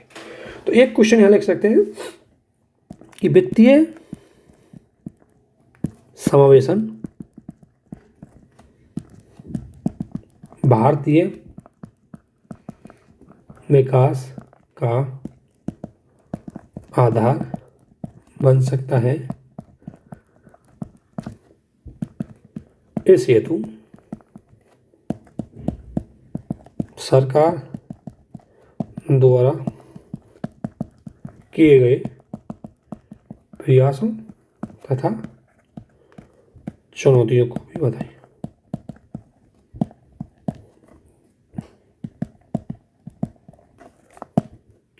ये क्वेश्चन आपको लिखना है, प्रैक्टिस करनी है एक द पॉइंट ऑफ व्यू से। इस तरीके से दोस्तों हमारा बहुत लंबा वीडियो मैंने लिया है इस बार, 2 घंटे का लगभग वीडियो पहुंचा दिया, लेकिन आपका बैंकिंग सिस्टम है ख़त्म कर दिया है। बहुत बड़ा पार्ट था, बहुत सारी चीज़ें हमने इसमें से ली, बहुत सारी चीज़ें हमने कवर करी है इसमें से। आपसे रिक्वेस्ट है कि एक एक चीज़ को समझें। अगर किसी भी प्रकार का कोई डाउट हो तो आप पूछें, लेकिन अपनी किसी तरीके से कोई चीज़ में अपनी कमी नहीं रखें। ये बैंकिंग वाला जो चैप्टर मैंने आपको पढ़ाया था, आरबीआई का बीच में दिया है, उससे पहले 4-5 वीडियो दिए। अगर इन 5-6 वीडियो को आपने अच्छे से पढ़ लिया, आपका बैंक में से एक भी क्वेश्चन गलत नहीं होगा, चाहे वो प्री का क्वेश्चन हो चाहे वो मेंस का क्वेश्चन हो। आज हमने यहाँ से खींचा, बहुत लंबा पार्ट किया हमने और लगभग बहुत सारी चीज़ें हमने कवर की। तो दोस्तों आप सभी से रिक्वेस्ट है कि चीज़ें देखें, एक एक करें। और हम मेन टारगेट हमारा नवंबर तक था, तो हमने बैंक खत्म कर दिया। अब हम एम्प्लॉयमेंट को पढ़ेंगे अगले वीडियो में, एम्प्लॉयमेंट को खत्म करेंगे, फटाफट अब लेंगे और कोशिश करेंगे नवंबर तक हमका 80 से 90% हम कवर करवा दें। उसके बाद में हमारा कुछ टेस्ट सीरीज के माध्यम से, कुछ प्रैक्टिस के माध्यम से, आंसर राइटिंग के माध्यम से कुछ चीज़ें छूट गई तो उसमें आपका कवर हो जाएगा। इसी के साथ आप सभी को हमारे साथ बने रहने के लिए, इतने बड़े वीडियो को अंत तक देखने के लिए आप सभी को बहुत बहुत धन्यवाद, बहुत बहुत और शुक्रिया। और आप हमारे द्वारा आंसर राइटिंग, ऐसे राइटिंग, एनसीईआरटी, मंथली मैगजीन सबको अच्छे से फॉलो करो दोस्तों। अच्छे से आप फॉलो करोगे तो मैं गारंटी दे रहा हूँ 2023 और 2024 की एग्जाम है उसमें अपना माइंड सेट डेवलप हो जाएगा, बहुत अच्छे से आप एग्जाम में सक्सेस हो जाएंगे। उसी तरीके का माइंड सेट है वो आपको डेवलप करना है। इसी के साथ मेरी शुभकामनाओं के साथ इस वीडियो को हम समाप्त करते हैं। आप सभी को बहुत बहुत धन्यवाद, थैंक यू।